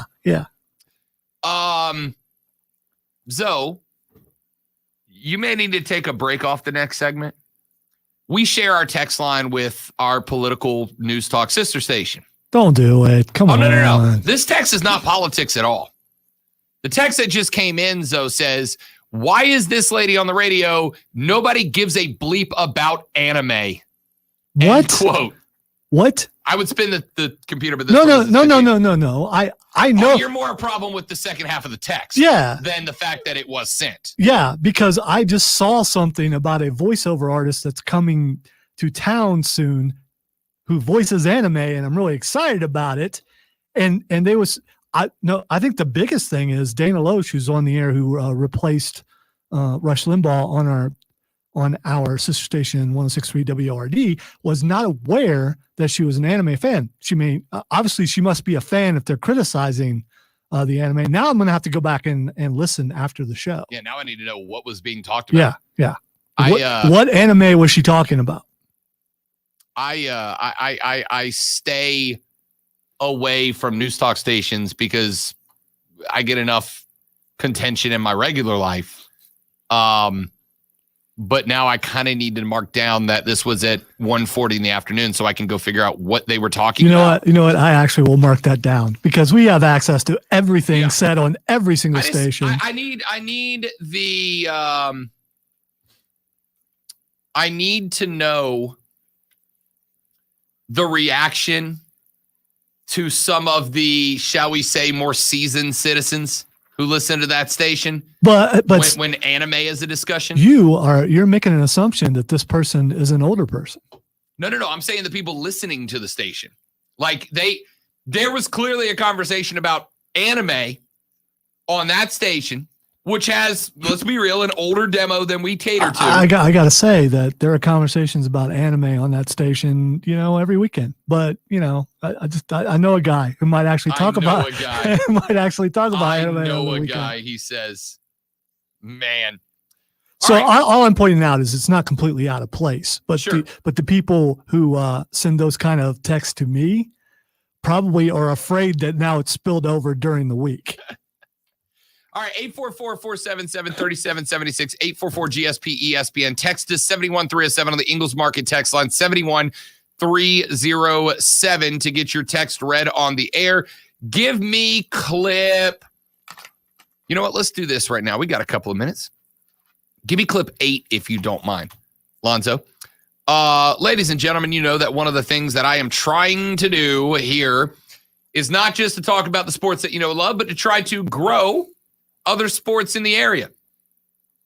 And let me just tell you that if you haven't been watching the Euro, the UEFA Euro Championship, the European Championship of football, soccer, listen, we've had it on the televisions here in the station during the show the past few weeks. And I need y'all to know that there have been multiple days that Lonzo has come in and gone, hey, can we spin the TV around so I can see it? And is there a soccer match on today? See, speaking of spinning, what might be what you're doing now. Did that not happen? Part of my job is to monitor, breaking news and what's going on at the moment. And because, while Rob is busy hosting, if there's a goal scored, that's breaking news, so I'm letting you know. So don't confuse my job with passion or potential passion because it's not quite there yet. I didn't say it was there. Okay. I said that you consider it. And I just want everyone to know, I am not being defensive. Now shut up. I just want to say, maybe not passion, but you decided that it was important enough to be monitored, to be alerted on air. That's a step up. Because right now there's a cornhole championship taking place, and you didn't ask me to flip to that to be able to monitor it and alert people of that update. Well, I have the remote, so I mean, there's Okay, that. then you didn't flip it. Well, now that I know it's on, It's not. I made that up. Okay. And that's my point. That's my point. the one thing I've never played before. You've never played cornhole? No, it's big in the South. It's not in the North. No, it is a Midwestern game. I'm telling you, I never played. I played horseshoes, never even seen cornhole till I moved here. And I've never had the opportunity to play because cornhole people are a little bit like golfers. They're kind of snobbish in a way. They don't want to play with someone who hasn't played before. Playing with the wrong people. Playing with the wrong people. You know Ladies what? and If gentlemen- I had friends, I would probably have played by now. Are you willing, Zoe, to come with me to an establishment in order to play cornhole? What time of night would it be? We can do it after a I show. was gonna say there's certain times of night I don't want to be. We can get out of here at 4:30 in the afternoon and go play some afternoon cornhole. Sun will still be up. I am willing, and I've said this before. I'm gonna say it again. I'm willing to play cornhole. Wait, game up. Game up. I am also willing to play miniature golf. I'm willing to do a lot of those things. I didn't say I would do it well, but I'm willing to do it. Ladies and gentlemen, if there's an establishment in the area that would be willing to host the Rob Brown Show with Rob and Lonzo on a remote, we will come to your bar, do the show, and then host a cornhole competition afterwards. Lonzo and I on a team. Everybody else can come in too. So you're putting me on your team knowing I've never played before. Oh, I suck. So it's not like I we're was going gonna to say, win anyway. but we'll have fun I doing thought it. you were a ringer there for a second. Like, yeah, I'm okay. he's going to carry me. I'm Sweet. okay. Like, I'm not good. I'm okay. Cornhole's great, man. Clip 8. Last night, yesterday afternoon, Denmark, England, and it was a doozy. Damsgaard scores brilliantly, and Denmark lead. What a wonderful strike from the youngster. There they are. Just look at the way he hits this. Look down, look in the corner. The dip is brilliant. No chance for Pickford. And what a start for Denmark. Stuart, it's the first direct free kick scored in this whole tournament. Is Kane pulling into space? They've worked this well. Saka's got him behind here. Sterling is in there this time and does score. And England are level. Brilliant piece of play. And England fight back. Watch how he comes off. Nobody goes with him. Saka, who is onside when the ball's played, makes the right run and then picks out the right pass. Could Kerr have done better? It's always going to be difficult for him. In fact, it's a Kerr own goal, surely. It looks like that, doesn't it? Sterling will claim he's putting pressure on. Yes, come off Simon Kerr last. England won't care really who it goes down to, but it has come off the Danish centre-back last. Premier League and Champions League. Sterling zipping around Mailer. Still got it as well. Sterling goes down. Referee says penalty. A penalty for England. And Sterling's dazzling dribbling induced that. When their wide players start running with the ball, Mailer gets the ball there, but does he get it here? Well, that right leg comes out. And he doesn't, but he gets another chance and puts it in. And England lead 2-1. Kane on the rebound. Usually blasting in one side. It's a poor penalty. Could Schmeichel have done better and grabbed hold of it?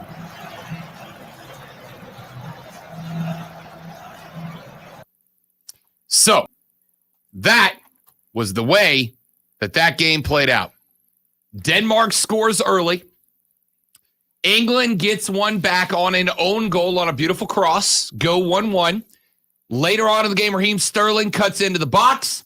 Raheem Sterling is definitely not fouled. The right foot of the Danish defender did not touch him, but he took the dive, earns the penalty spot. England sends Harry Kane to the line. The initial PK is stopped, but in a stunning moment of pure luck, the ball rolls right back to Harry Kane, and he buries the second chance 2-1 to the English through extra time. It was a fantastic game. Shouldn't have ended the way it should. Denmark should have won. But here's why you need to watch the championship match this weekend. Because, ladies and gentlemen, England is the Atlanta Sports of European football. All right? They are. They're the Atlanta Sports of European football. Every year, the Atlanta Falcons, the Georgia Bulldogs, the Atlanta Braves, every year, Atlanta Sports and Georgia Sports find a way to convince you that the curse that they are under has been lifted. And every year, they find a way to reach to the next level. Every year, they find a way to jump up and make you thoroughly believe that they have finally taken the next step. They have finally gotten to the next level. They have finally gotten to the point that they are going to win something and break the curse. And every year, they take the next step. And you know what they do? They just trip over the next stair. Every year, they climb to a new height on the ladder. They get to a new rung. And right when you think, this is it, the curse is broken, they fall right back down. Ladies and gentlemen, England v. Italy, UEFA Euro Championship this weekend. Italy is going to win. And I'm calling it now, Zoe. I'm going full-time traveler here. In fact, you know what? Lock of the week sounder. Lock of the week right here. Italy knocks off England. Italy knocks off England. Why? Because this is the next level of breaking British hearts. It is a guarantee. Italy is going to beat England this weekend.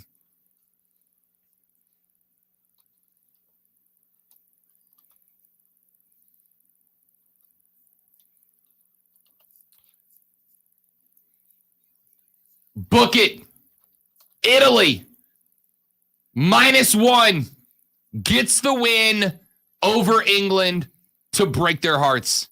Quick break. Speaking of, we're right back after this. I'm Rob Lonzo. This is ESPN Upstate. QC Kinetics.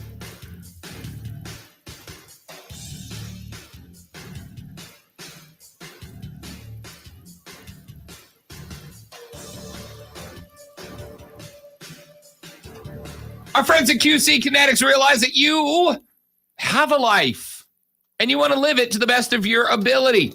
You got finite time on this planet. You want to have to deal with pain while you're trying to enjoy your friends, your family, your coworkers, your life. So call QC Kinetics. QC Kinetics has non-surgical regenerative therapies available to you. These therapies are going to help your body more efficiently heal and create the connective tissue in your joints that breaks down after time. When it breaks down, the parts that ain't supposed to touch, they start rubbing against each other. It creates inflammation, and that's where that joint pain comes from. So go to QC Kinetics. Let them use their non-surgical therapies to help bring that connective tissue back, heal you, make it to where you don't have that chronic joint pain. Go to their website at qckinetics.com.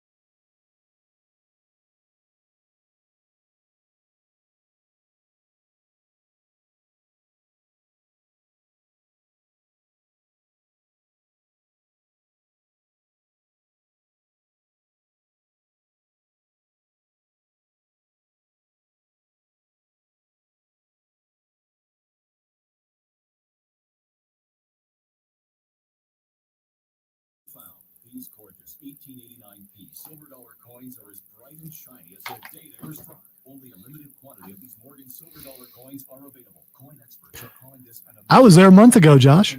I love that place. Is that where you're on vacation? Yeah, that's where we usually go. Never been there.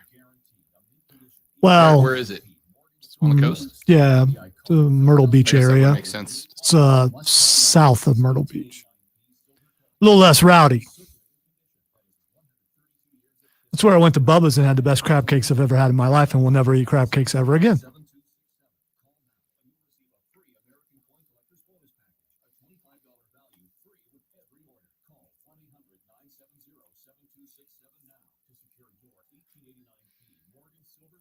We also have an old-fashioned arcade. It's like on the corner of a road. Right. And the doors are open, I think, 24 hours. You go in there and there's some really old school games. The only problem is that you may put in a quarter and you may just get a gray screen. So you're taking a chance, but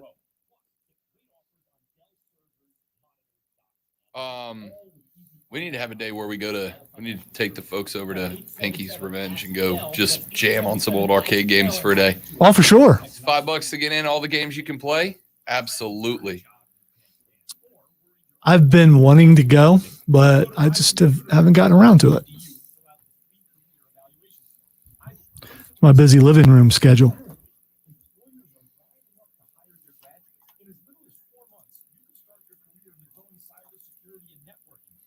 Grants covering up to 53% of the cost are available to those who qualify. It's not rocket science. It's mycomputercareer.edu. Tell them Max sent you. Dispensing real, unfiltered sports talk every weekday noon to 3. This is the Rob Brown Show on ESPN.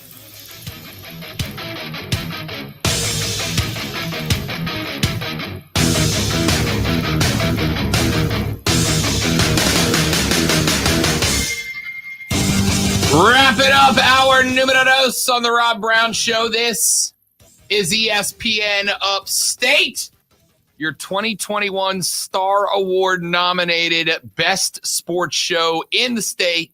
Rob and Lonzo with you noon to 3 every single day. Mark Ryan and Diesel coming up with Offsides at 3 p.m. Make sure you stick around for that. A fantastic show. Couple of things that we're going to get into in the final hour of the broadcast. This story broke last week, but it happened right at the time that the NIL laws were really picking up some steam, so it didn't get as much time. But we've been talking about Becky Hammon for a while and whether or not Becky Hammon will get a job as a head coach in the NBA. And the answer is yes, she's absolutely going to. I don't know which team is going to take the shot. We thought Portland might do it. They hired Chauncey Billups, and one of the reporters for Bleacher Report is reporting that, quote, Hammon impressed Portland officials and was generally liked among Blazer staffers. But when Portland reached out for intel from San Antonio figures, the background on Hammon was not nearly as complimentary pertaining to various aspects of day-to-day coaching responsibilities. That sentiment has been echoed by sources around the league. Blazers personnel then cast doubt that Hammon was the candidate to steer the ship through delicate waters with Damian Lillard, who was reportedly antsy about the choice before Portland chose Billups. Now, remember that Damian Lillard was asked and gave his list of head coaches. Becky Hammon was not on it. And, you know, anonymous assessments are a question mark. But I got to wonder, we got to think Pops is on his last legs, right? Like he's getting towards the end. He's getting towards where he's going to call it a career, I think. I was going to say, you don't mean dying, you mean career. I mean okay. retiring, right.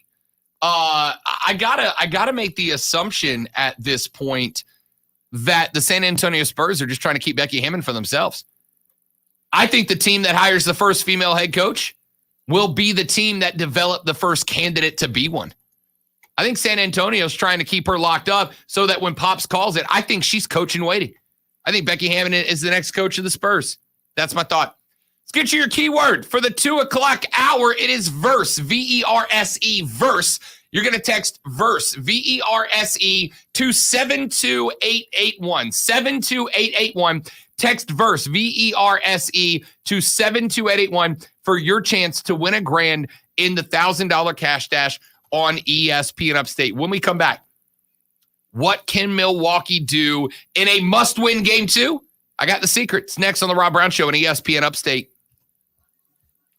Odyssey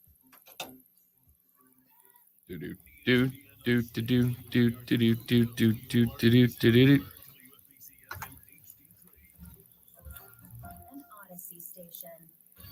AutomotiveApp.com presents your ESPN Upstate Sports Center update powered by The Score. The starting lineup is set for. It's funny, Josh is talking about heading down to the pier, which is fairly close to where we stay in Garden City. And we've been going there for years. Never been to the pier. Really? It's one of those, I don't know why. My daughter and my wife went, I just, I think there are restaurants and stuff on it. I just never, I'll walk to the arcade, which is right next to the pier. It's right next to the pier, but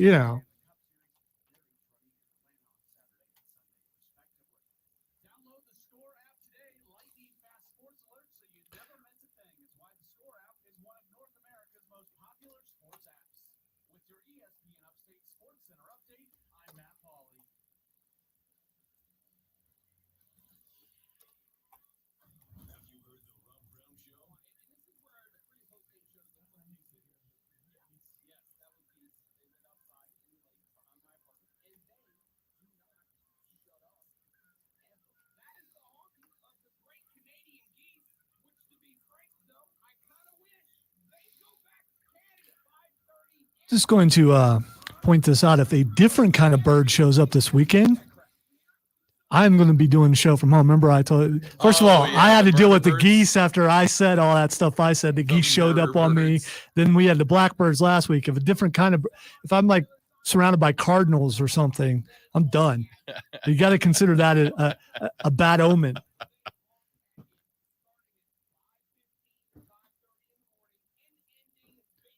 I'm worried those 2 feathers left on my hood are the equivalent of a horse's head in my bed. Yep.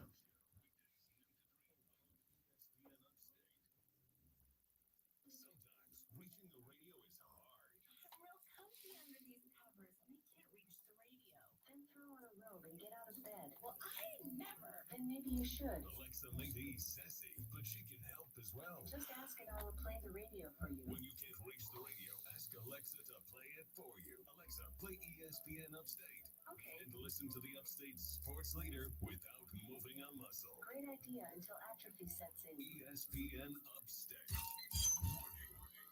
Check this out. For an official Rob Brown lockdown. Represents Freedom Freedom. Yeah. Unfiltered sports talk manufactured locally for the Carolinas. This is the Rob Brown Show. Yeah. Only on ESPN. The third, the final, the best, the money hour of the Rob Brown Show is on your radio. This is ESPN Upstate. I don't know if you saw this last night, Zoe. It came off. Nikita Kucherov, after winning the Stanley Cup, decided to go, like he has just bought into full Florida Man. All right? Just bought in to full Florida Man. Kucherov last night, who is Russian, by the way. I guess Russia is like the Florida of Europe / Asia. Kucherov wins the Stanley Cup, goes in the locker room. The press conference is, 35, 45 minutes later, whatever it is, after the trophy celebration and everything. Kucherov comes into the press conference, though, still in his hockey shorts, no shirt, totally topless, a backwards black baseball cap, backwards but kind of like tilted and off to the side, like he just kind of threw it on. And I am speculating here, though I don't know for sure, I think already a little drunk, to tell you the truth. All right, and I hate this. I can't remember and I should remember the name of the player for the Cleveland Cavaliers who did the exact same thing. I'm trying to remember. Was it J.R. Smith? I think it was J.R. Smith. I think it might have been J.R. Smith who just walked around, no shirt on, no nothing. That's what this sounds like. Yeah, I think it was J.R. Smith. But either way, Nikita Kucherov. So we've talked about over the past couple of, I guess, year and some change, Tom Brady, the Buccaneer, was relatively insufferable. Excuse me, the Patriot was relatively insufferable. Tom Brady, the Buccaneer, is a dude that many of us want to hang out with. All right? He was fun on the field last season. He was fun after winning the Super Bowl. I'll tell you straight up, I want to take Tom Brady back down to Crab Island with me and Destin. Brady, I know you're listening to the show. I know Tom Brady checks in every day to see what we're talking about. Brady, if you want to trailer your boat up to Destin, I will give you the tour of Crab Island. Be my pleasure. I want to hang out with Tom Brady. He's awesome now. He's just fun. Nikita Kucherov is a Russian guy. And the Russians are known not necessarily for their jovial mentality. You know what I mean?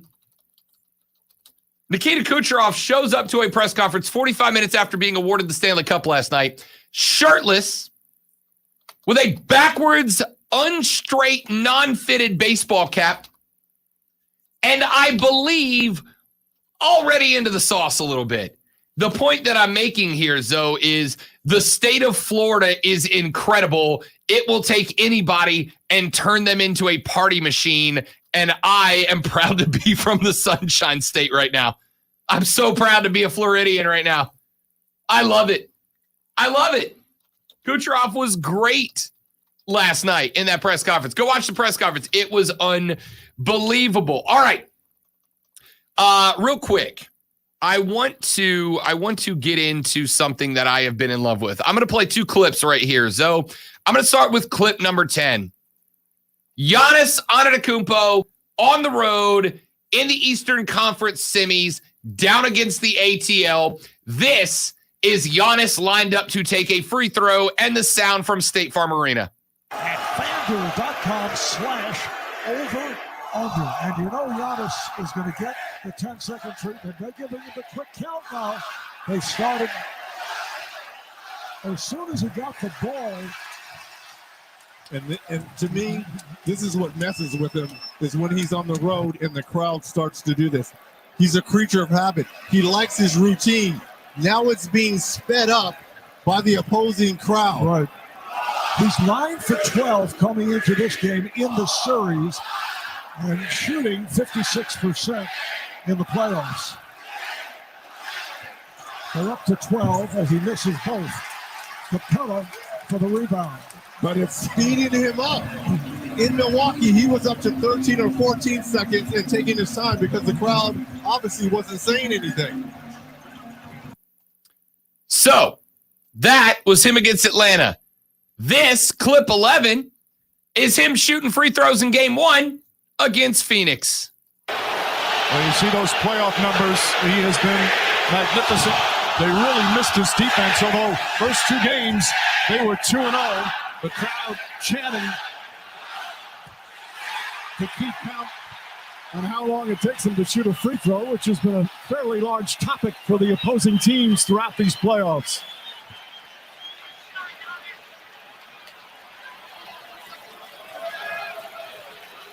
He's heard it in every round.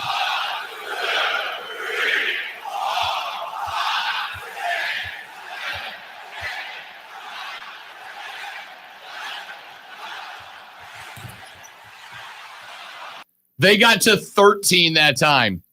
Giannis takes forever to shoot his free throws. In fact, in the game against Phoenix, he went up while they were getting set up and shot a practice free throw faster than he shoots his regular free throws.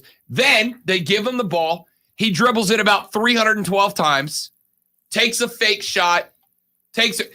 The crowds have been counting him. 1, 2. It's been hilarious, and it has clearly thrown him off his rhythm a couple of times. Well, which is worse, him doing this or batter stepping out of the box every other pitch? I don't care about batter stepping out of the box to reset. The pitcher gets to reset. I got no issue with the batter doing it. Unless it gets out of control and they're taking, but ordinarily the umpire's much faster at telling batters, hey, get back in the box or I'm calling a strike. Usually much faster to warn them. I was going to say, if you're Giannis, don't you take longer now? No. I mean, you just do it in the middle of their And count. here's why. There is a 10-second violation at the free throw line. Is there? Yes. Okay. There, and one of the things that a lot of fans, Atlanta fans and Phoenix fans have been upset about is the fact that, and granted, the fans are counting faster, okay? One of the things that's always bugged me about Royal Rumble is the clock comes up in 10 seconds and the fans are like, 10, 9, 8, 7, 6, 5, 1. And the clock's still at 4, you know? The fans are, but they're not that far off. They're not. I think Giannis has been counted for a 10-second violation one time in this postseason, and he clearly violates it every time. What's the penalty for that? You lose the free throw. Do you? Yep. Okay. You lose that free throw. If it's your first 10-second violation, you use that free throw, you shoot the second one. If it's your second, you just got to give the ball up. You don't get to take the free throw, which is fine. But the fans are in Giannis's head, at least at the free throw line. I don't know about the rest of the game. ESPN put together, and I love this. They put together a list of great sports moments, Lonzo, that took less time than it takes for Giannis to shoot a free throw. All right? ESPN has pointed out that it takes less time for Usain Bolt to run 100 meters than it does for Giannis to shoot a single free throw. Well, he is the fastest man alive. So, Yeah. I mean, 100 meters. That's effectively 100 yards, right? Effectively. Remember, Zoe, you may remember, Game 7, 2016 NBA Finals. LeBron James then playing for the Cleveland Cavaliers. Chased down Golden State Warrior forward Andre Iguodala. Remember the block layup? Felt like the momentum was shifting to Golden State. Here comes Bron. Poof. Pins it on the board. Oh, absolutely. Great It's moment. amazing. That sequence kept the score knotted at 89. Cleveland was able to win the game with a 4-point margin that ended the 52-year championship drought. That took less time as a play to develop than Giannis shooting a free throw. Remember the Miami Hurricanes used to have a cat, Boston College used to have a cat named Doug Flutie as the quarterback spot. Flutie Flakes came in against the Canes and tossed a 64-yard heave to the end zone that Gerard Pellin called in for a game-winning touchdown. The Eagles upset the Canes 47-45. It won Doug Flutie the Heisman Trophy that year. That Hail Mary from snap to catch, Lonzo, took less time than a Giannis Antetokounmpo free throw. Let's go back to Reggie Miller, Pacers, Knicks, 1995 Eastern Conference semifinals. The Pacers trailed the Knicks 105-99 with 18.7 seconds left. Reggie Miller then scored in less than 10 seconds of game clock enough points for the Pacers to get a 107-105 victory. He scored all of those points in clock time in less time than it takes Giannis Antetokounmpo to shoot a free throw. That might be my favorite memory out of all the ones that you said. Maybe. Just because of the look on someone's face after he did it. Try this one off for size. 2007 Fiesta Bowl. Boise State, Oklahoma Boomer Sooners. Boise State wasn't supposed to be there.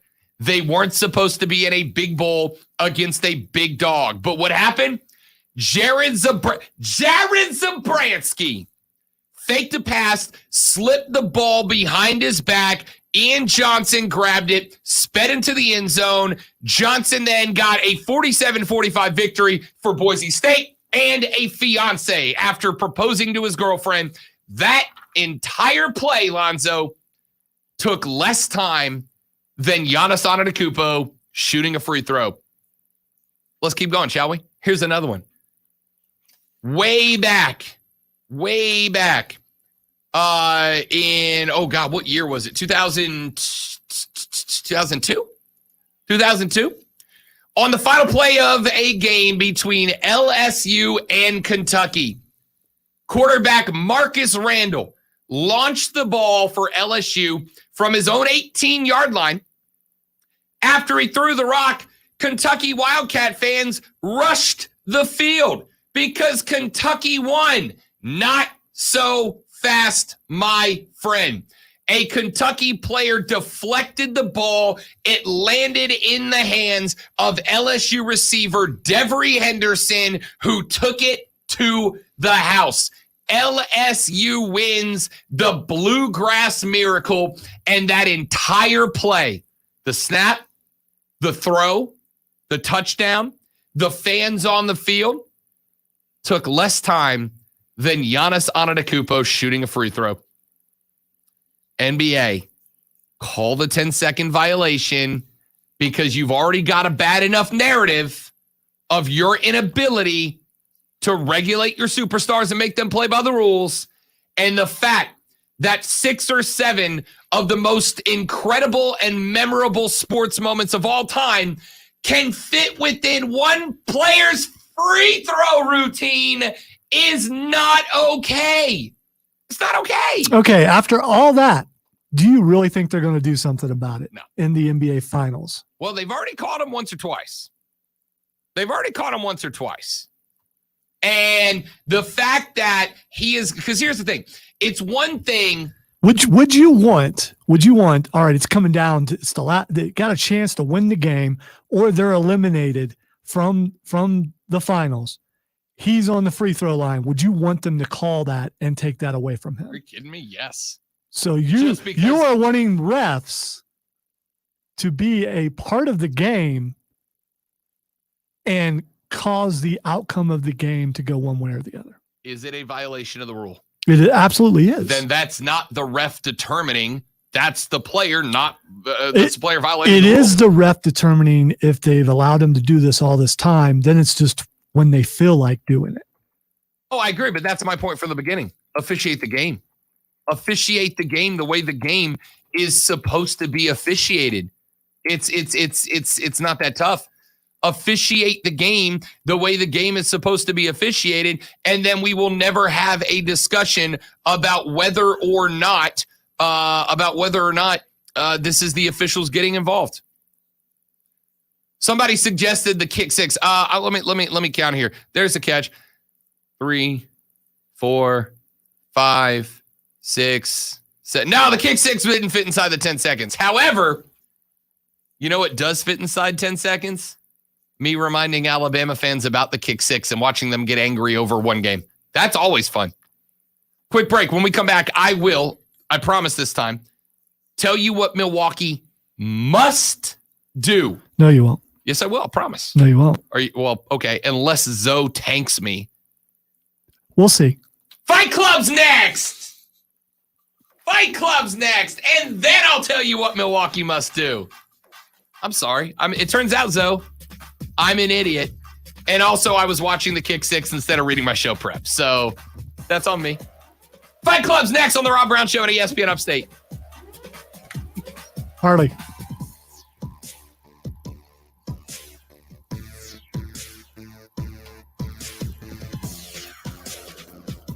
Read your show prep, dummy.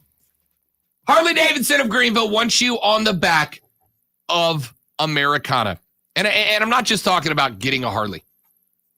I'm talking about getting into the lifestyle, all right? I'm talking about getting into the lifestyle. I have been doing many things recreationally over the years, and I mean this when I tell you that precisely 0 of them have given me the same joy, the same happiness, the same, relaxation and mental health as riding through the upstate.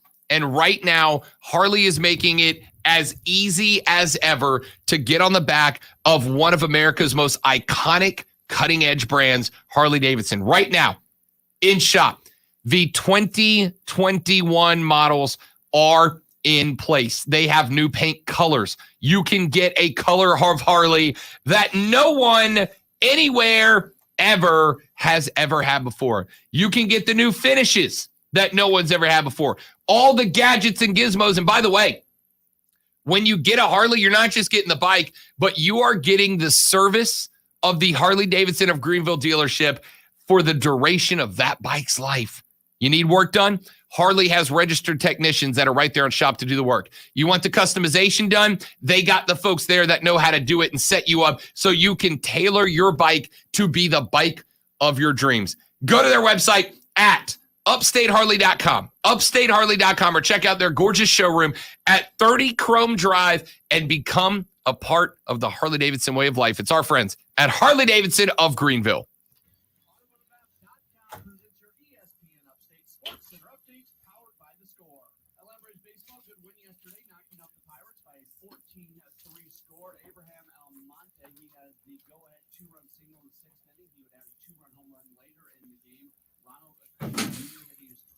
No, you won't.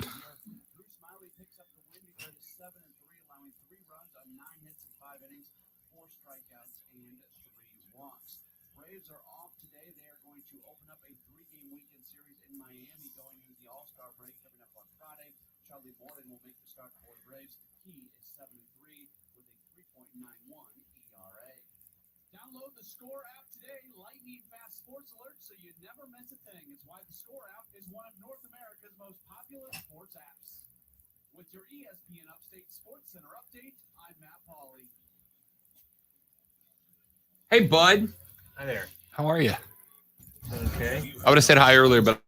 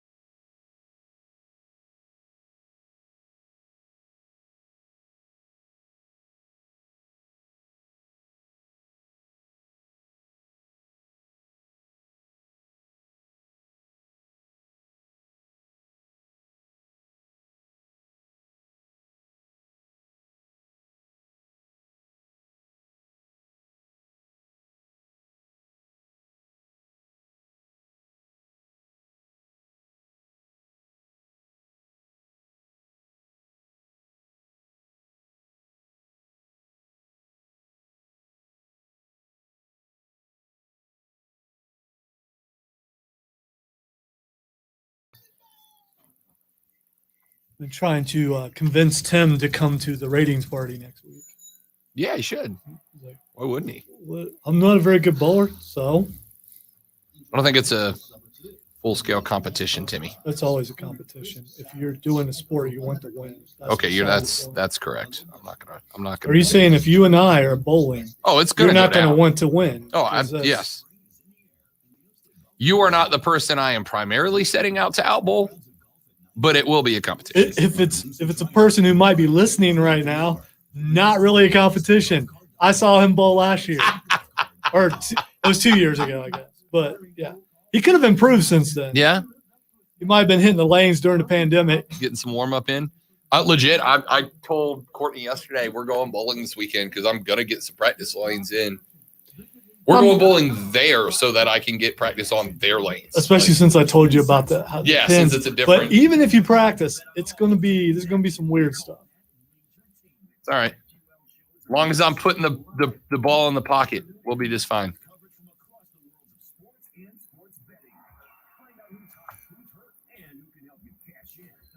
I'm not gonna practice. I don't want my arm tired before next week. I'm trying to decide if I'm gonna bring somebody or not. I'm not gonna bring my wife because she can't bowl. And like I told her, all she'll do is she physically can't bowl. So all she would do is just watch. Is it Stone Pin? Is that what it's called? I believe so. It's beneath Revel. It's on Stone Avenue. So if the address is Stone Avenue.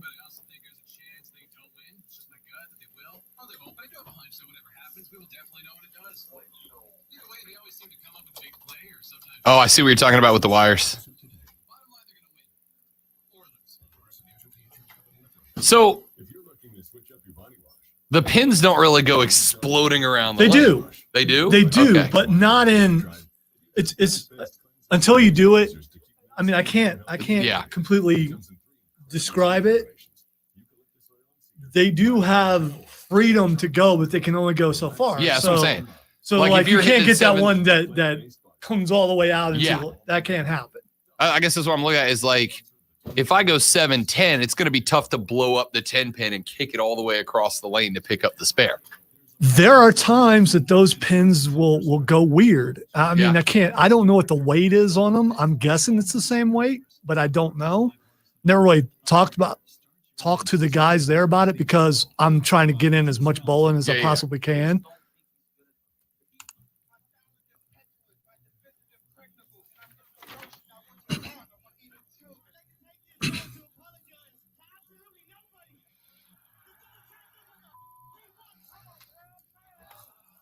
I have a clip from McGregor in there if you want to roll with it, talking about the Poirier fight.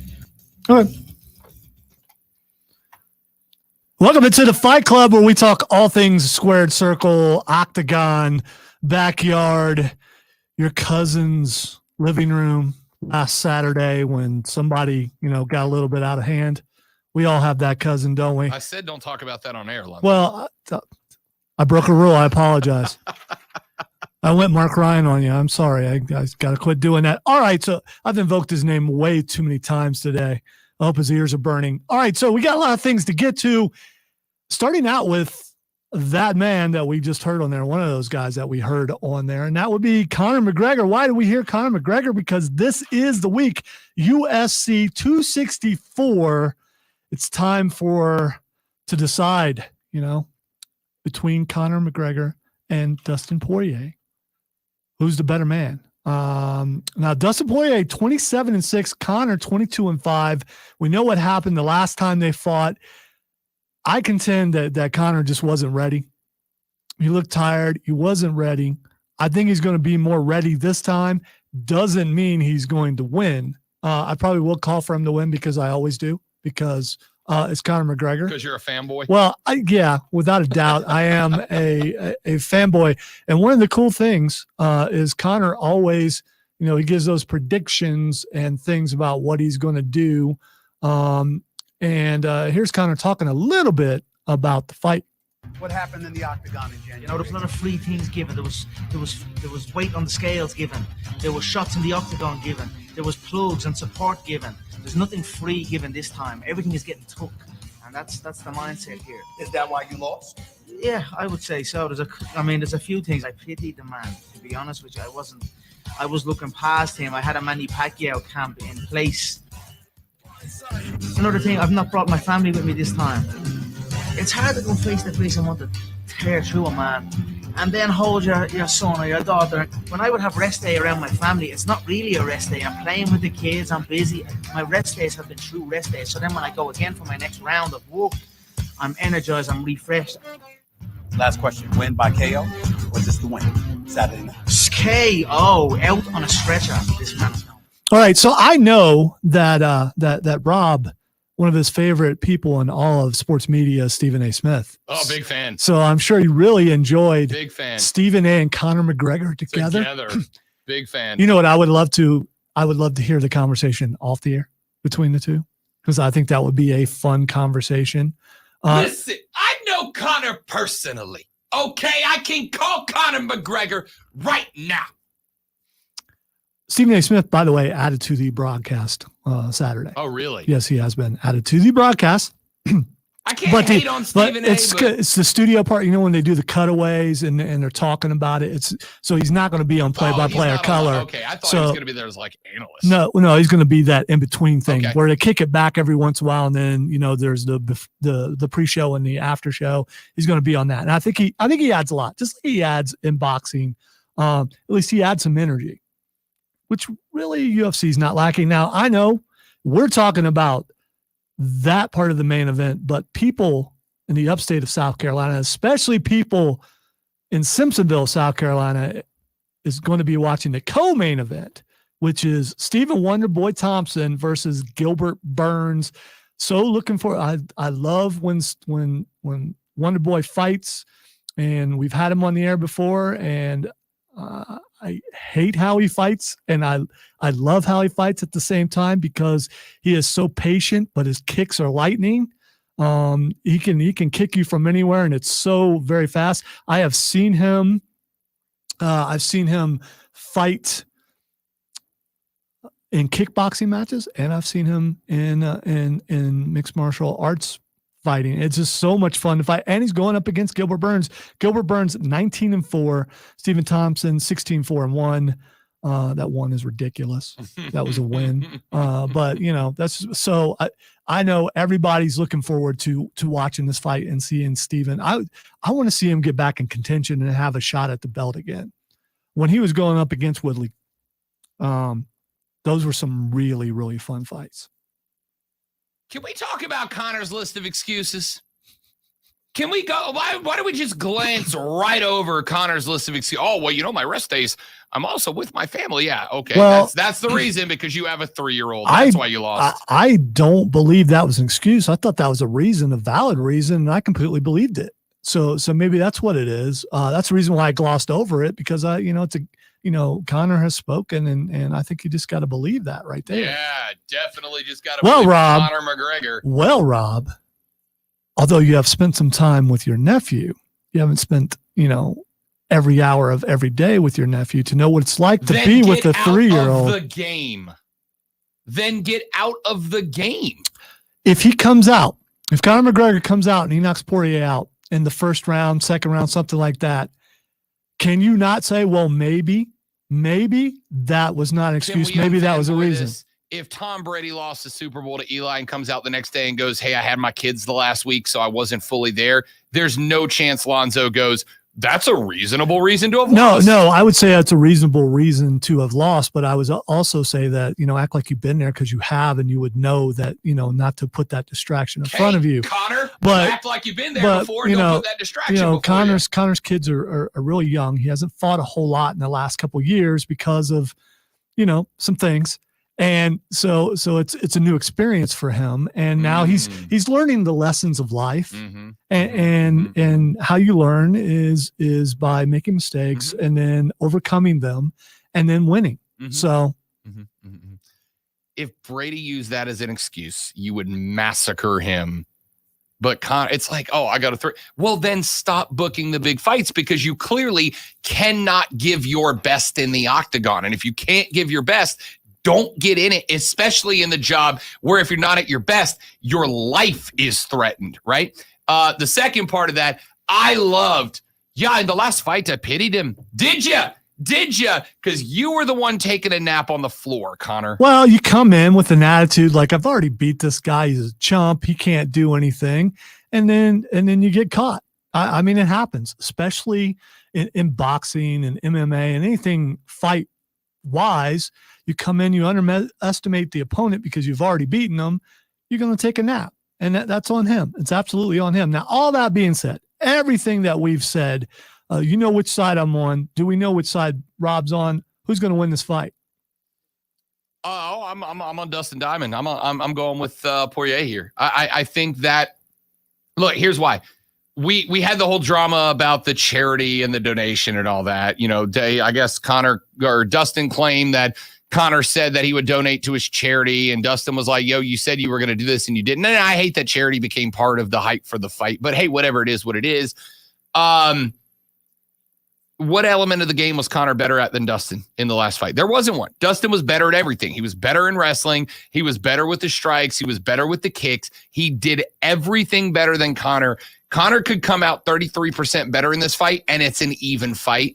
I'm taking Dustin to repeat. The dude is walking in here with confidence, and you're not hearing a word from Dustin Poirier right now because that dude is zoned in. Conor's a money fighter now, not a guy looking for wins.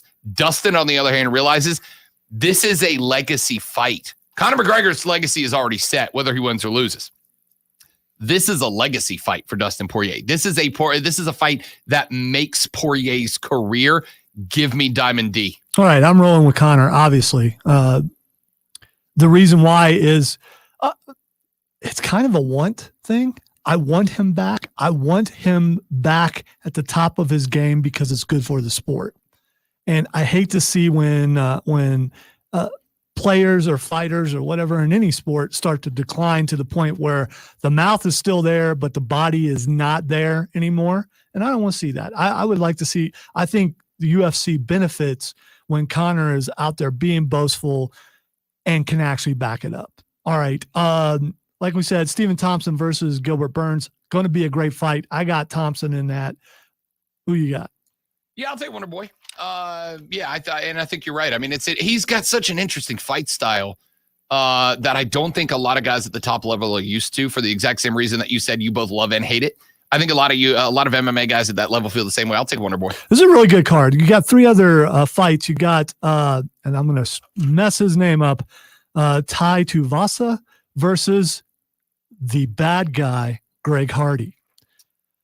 There ain't nobody more confident than Greg Hardy about Greg Hardy. I'll tell you that. Yeah, Greg Hardy either wins or he loses in some weird way. This is it for him, though, right? If he loses this fight, the Greg Hardy experiment comes to its conclusion. We got to look at it. 7-3 and 1 no contest. Yeah. It isn't like this is his third fight or something. Suck. Yeah. But he's not top line material. He's a lot better than what people think. And each time that he's fought, he's managed to show something that he's improved in. Sure. So we'll see about that. All right.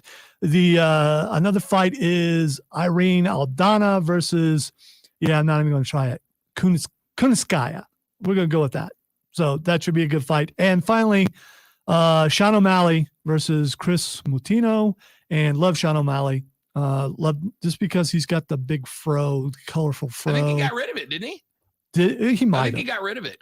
Well, we'll find out. I think when he got put to sleep, what was it, 2 fights ago? I think he had to drop a little bit of the Sugar Sean. He's one of those guys that looks way too skinny to be fighting. It's like, it looks like from his back to his chest, it might be 2 inches. It doesn't, but I've always I like his swagger. I like his fighting. All right, let's move on to a couple other things. I showed Rob a clip earlier of Riddle, formerly known as Matt Riddle, doing the crane technique on AJ Styles. And it was beautiful. It's how it's supposed to work. It's how Mr. Miyagi's ancestors drew this thing up.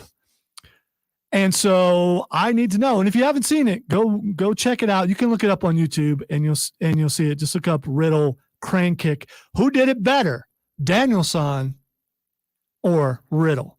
Well, considering Danielson literally broke the rules of the tournament in order to accomplish that.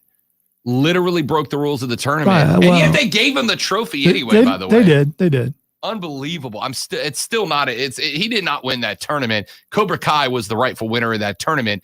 I'm going to go because not only did he excellently execute a very difficult kick to pull off on one foot, but he did it in a time and a place that was inappropriate and it helped him move towards a dub.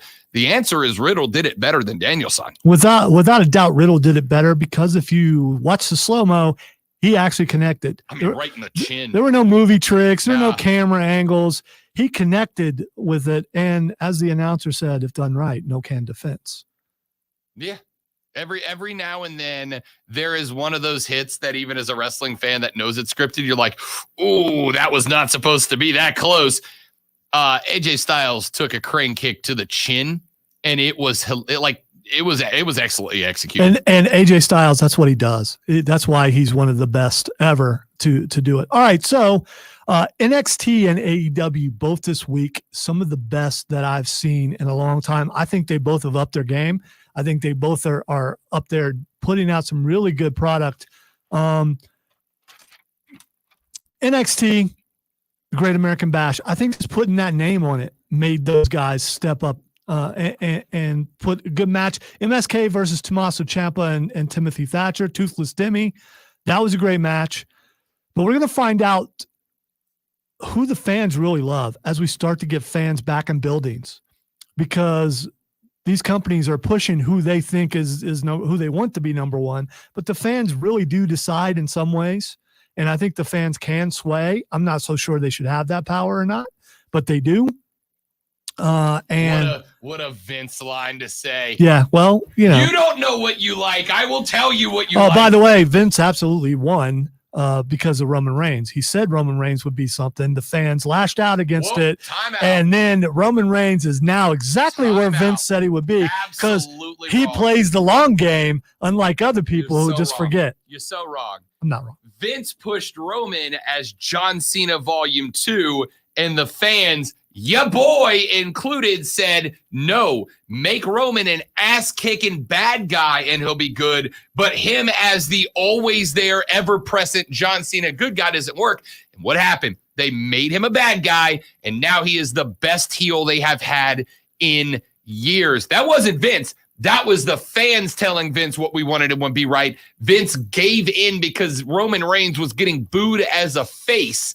He made him the heel, which we asked him to do, and now Roman is the best bad guy they've had in years. In the interest of time, You're welcome. I have no time for rebuttal. I would have won. Isn't one. I would have won. Because I want to touch on a couple things in AEW before we run out of time. First of all, there was a debut last night, way too quick. I hope you watched AEW, Rob. I did. Okay, so you know who I'm talking about. The artist formerly known as Aleister Black is now Malachi Black, which I like that name better. We'll see what he does with. Unfortunately, the announcers had no clue what to call him because it was a bad night on the announce team last night. Bad few weeks And, for the and, announce and team. I think JR making the mistake he made has got them all in their head, and they're calling wrestlers by their real name instead of their stage name and things like that. So there were some problems with that. But Black showing up, of course, he's going to go after Cody first. Just because it makes sense. And I love that it came out there. The other thing that stood out to me, other than the entire card was really good, the matches were good, especially the last one, although there was just a few misses. With all that stuff in the ring, there's going to be some stuff like that. Sure. Was the head of American Top Team coming out there and doing that promo. Did you not like that promo? That was a great promo from a guy just talking about when old school wrestling, when wrestling was actually good, and he was invited there by Tony Khan, and he says AEW sucks and all. It was great. It was really good.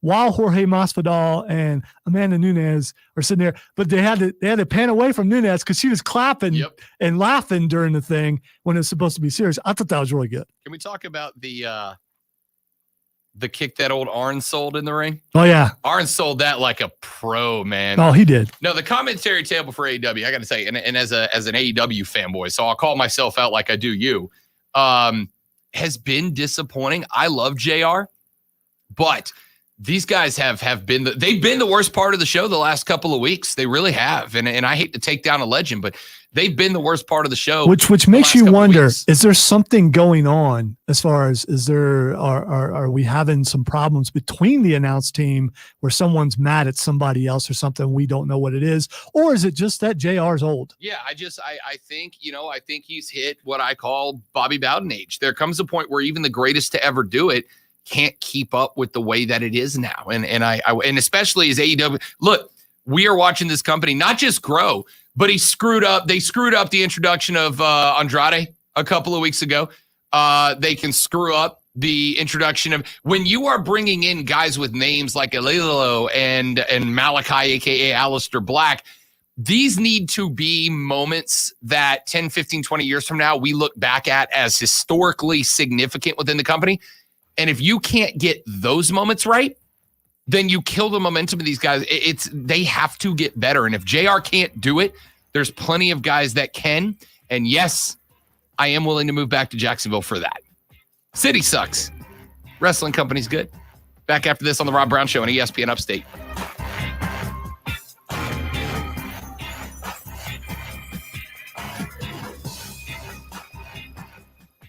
You can call it Excalibur by his real name. Yeah. And it's like, you can't do that. Yeah, but then Excalibur screwed up, and I forget, it was one of the who was it was the bunny. He called her by her real name. It's like, what are you guys doing? I mean, the card is great, and you guys are messing up all over the place. I look at it as, to me, it's similar to, and this is a problem I face, but not you. It is similar to me going on air, right? Like calling a wrestler by their real name is the equivalent to me of dropping an S-bomb on air. You do it behind the scenes. I do it behind the scenes. I'll talk behind the scenes and say the bad word. But when you are here, you cannot make that mistake. And when you do, it's a problem. forward-looking views of the market. In times like these, we understand the clients want proactive communication and guidance. You don't just provide cookie-cutter portfolios? No, we get to know our clients so we can tailor their portfolio. Alyssa, are you there? I can hear you. Can you hear me? Yes. I already asked Robert, but like in the headphones, there's like a low buzzing noise. Do you know what that might be? No, but I hear it. I can hear it from here, so it's on your end for sure. Reset and reconnect the Comrex. Yeah, Rob suggests that you reconnect the Comrex, and maybe that will get rid of the buzz. Okay. I'm going to try it. All right. I'll be back. Okay. I was going to say, that's... Look, there's a lot of cool things in this that I'm really excited about. You need to mute. Don't talk about it because what you're excited about is probably going to be on Twitter trending topics. This is killer. Yes. That is killer. Because all this stuff has dropped since we've been on the air, and all these characters are trending, and yeah.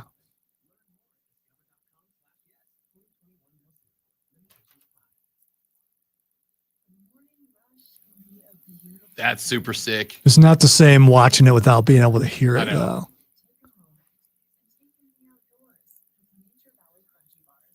You saw who that was, right? Mm-hmm.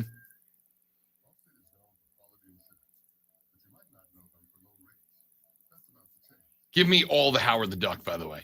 I've been having a conversation with tackling it. Why would I forget his name? I'm sorry, man. It's just with Pops. I've been having a conversation with Pops about that on Twitter. Captain Britain showing up with Pops. Tim Frisbee. Yeah. Because he had said that he took a date to see it, and I said I went to see it too, but I went to see Leah Thompson. 1986. Depending on when it came out, I was either in. Well, I would have graduated from high school. Yeah. Probably was in college. I went to see it. The Zombie Avengers. Let's go. She rebooted it and it stopped. It's a good call.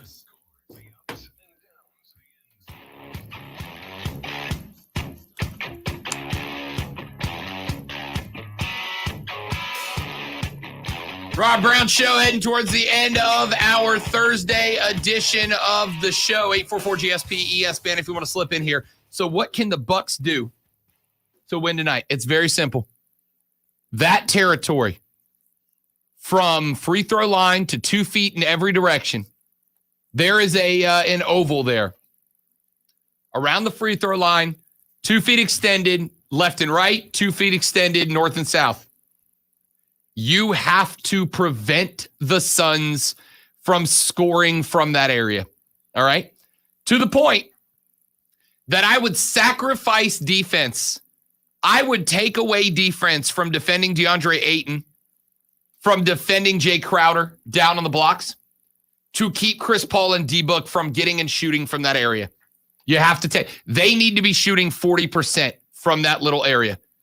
2 feet in every direction, extended outside of the free throw line. You must keep them away from that area. You don't have an option.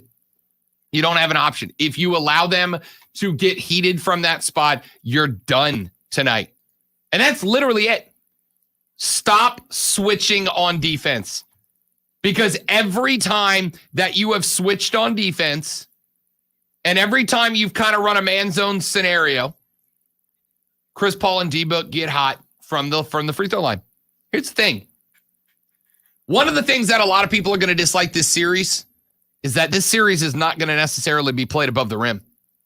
This is not going to be a series with a ton of dunks.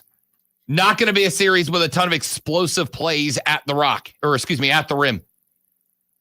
This series is going to be one from the free throw line extended from the short corner. The mid-range jumpers are what the Suns do. It's what the Bucks need to do as well, if we're being honest. You need to be in that role. And if you're not, Suns get hot. I think the Suns win tonight. I think it's much closer than game one. I think you're looking at like a 1.5 point line, 2.5 point line tops. But I think I think you are in a spot here where it is must-win for Milwaukee. You must hold down that mid-range area, must keep Chris Paul from getting comfortable shooting from there, make Chris Paul be a distributor first and not a threat like he was in game one. It's the only shot you got, Milwaukee. Otherwise, Suns win, and if they win, teams in the NBA Finals with a 2-0 lead are 31-4. There is no coming back from this. Twitter Trending Topics wraps us up next on The Rob Brown Show. This is ESPN Upstate. I have live.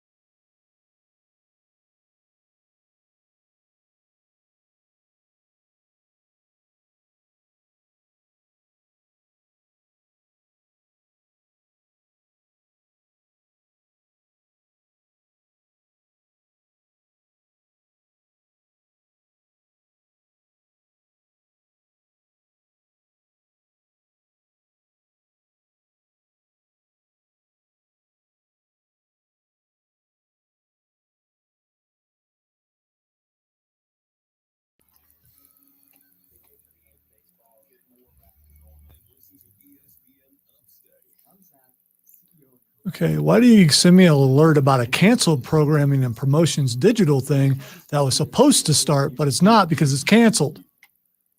It's weird.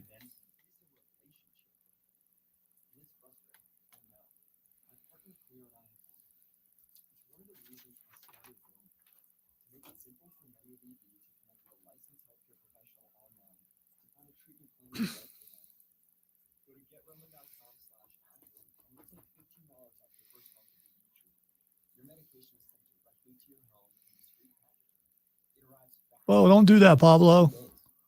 This is weird. Katie Nolan, one of my favorites. She appears to be some sort of goofball, She is a huge goofball. which is not entirely a bad thing. No, that's why I love her.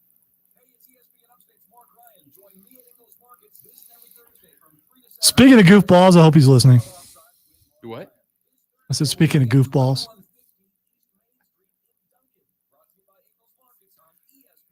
I'm sure he's there right now with his headphones on, ready and raring to go.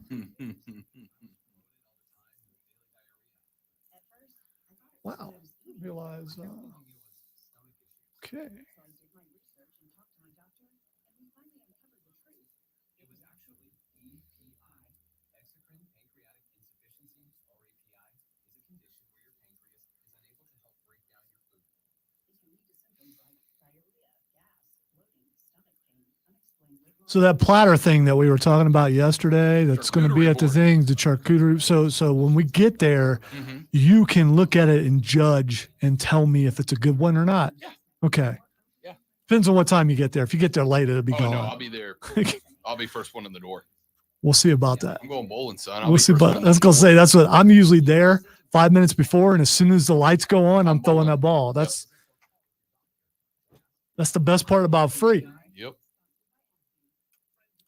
We do get to take a wonderful photo.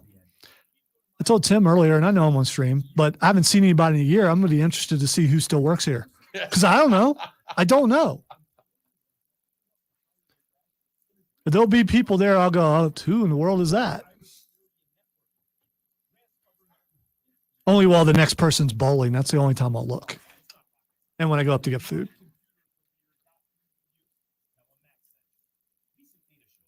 The setup's cool though because it's couches. Yeah. And then they got the tables there, so you can come back to set your food on the table. And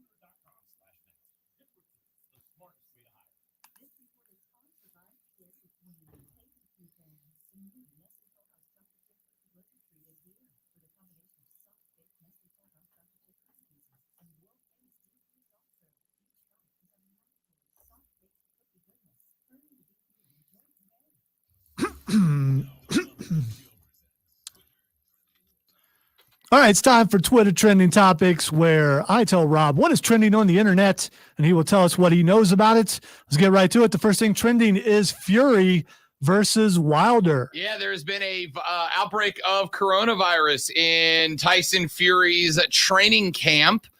The situation is being monitored, but long story short, we could end up here in a position where that fight would be off if there is an outbreak, and especially if Tyson Fury ends up contracting coronavirus, which would be a blow for boxing. I know this isn't the fight that everybody wanted to see, but it is the next big fight, and it will have massive ramifications because if Deontay Wilder wins it, then Tyson Fury's fight against Anthony Joshua is no mas. In fact, we'd get Wilder Joshua more than likely. If Wilder wins, then the Joshua fight is likely next, which would be the super fight at the heavyweight level.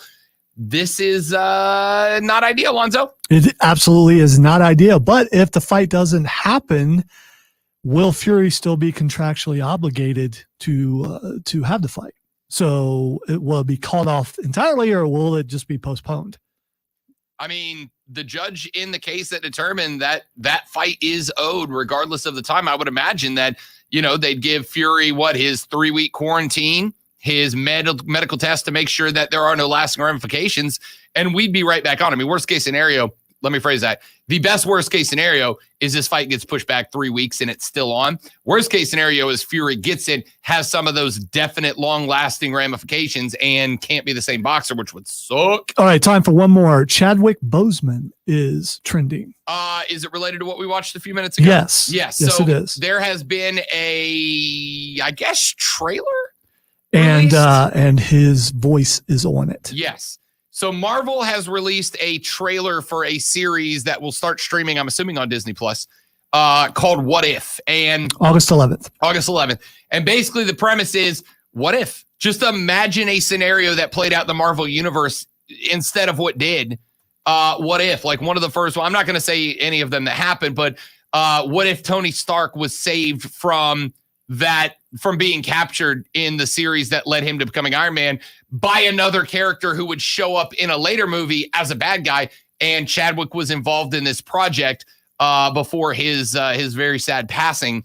So we're going to get, it looks like, one more edition of Chadwick Boseman as Black Panther, which I'm all in for. Let's give you your 3 o'clock keyword. It is going to be Speaker, Speaker, Speaker, Speaker. You're going to text Speaker to 72881, 72881. Text Speaker to 72881 for your chance to win a grand in the $1,000 cash dash on ESPN Upstate. Mark, Ryan, and Diesel are up next with Offsides for Lonzo. My name's Rob. Thanks for hanging out. We'll try harder tomorrow on The Rob Brown Show and ESPN Upstate. Later.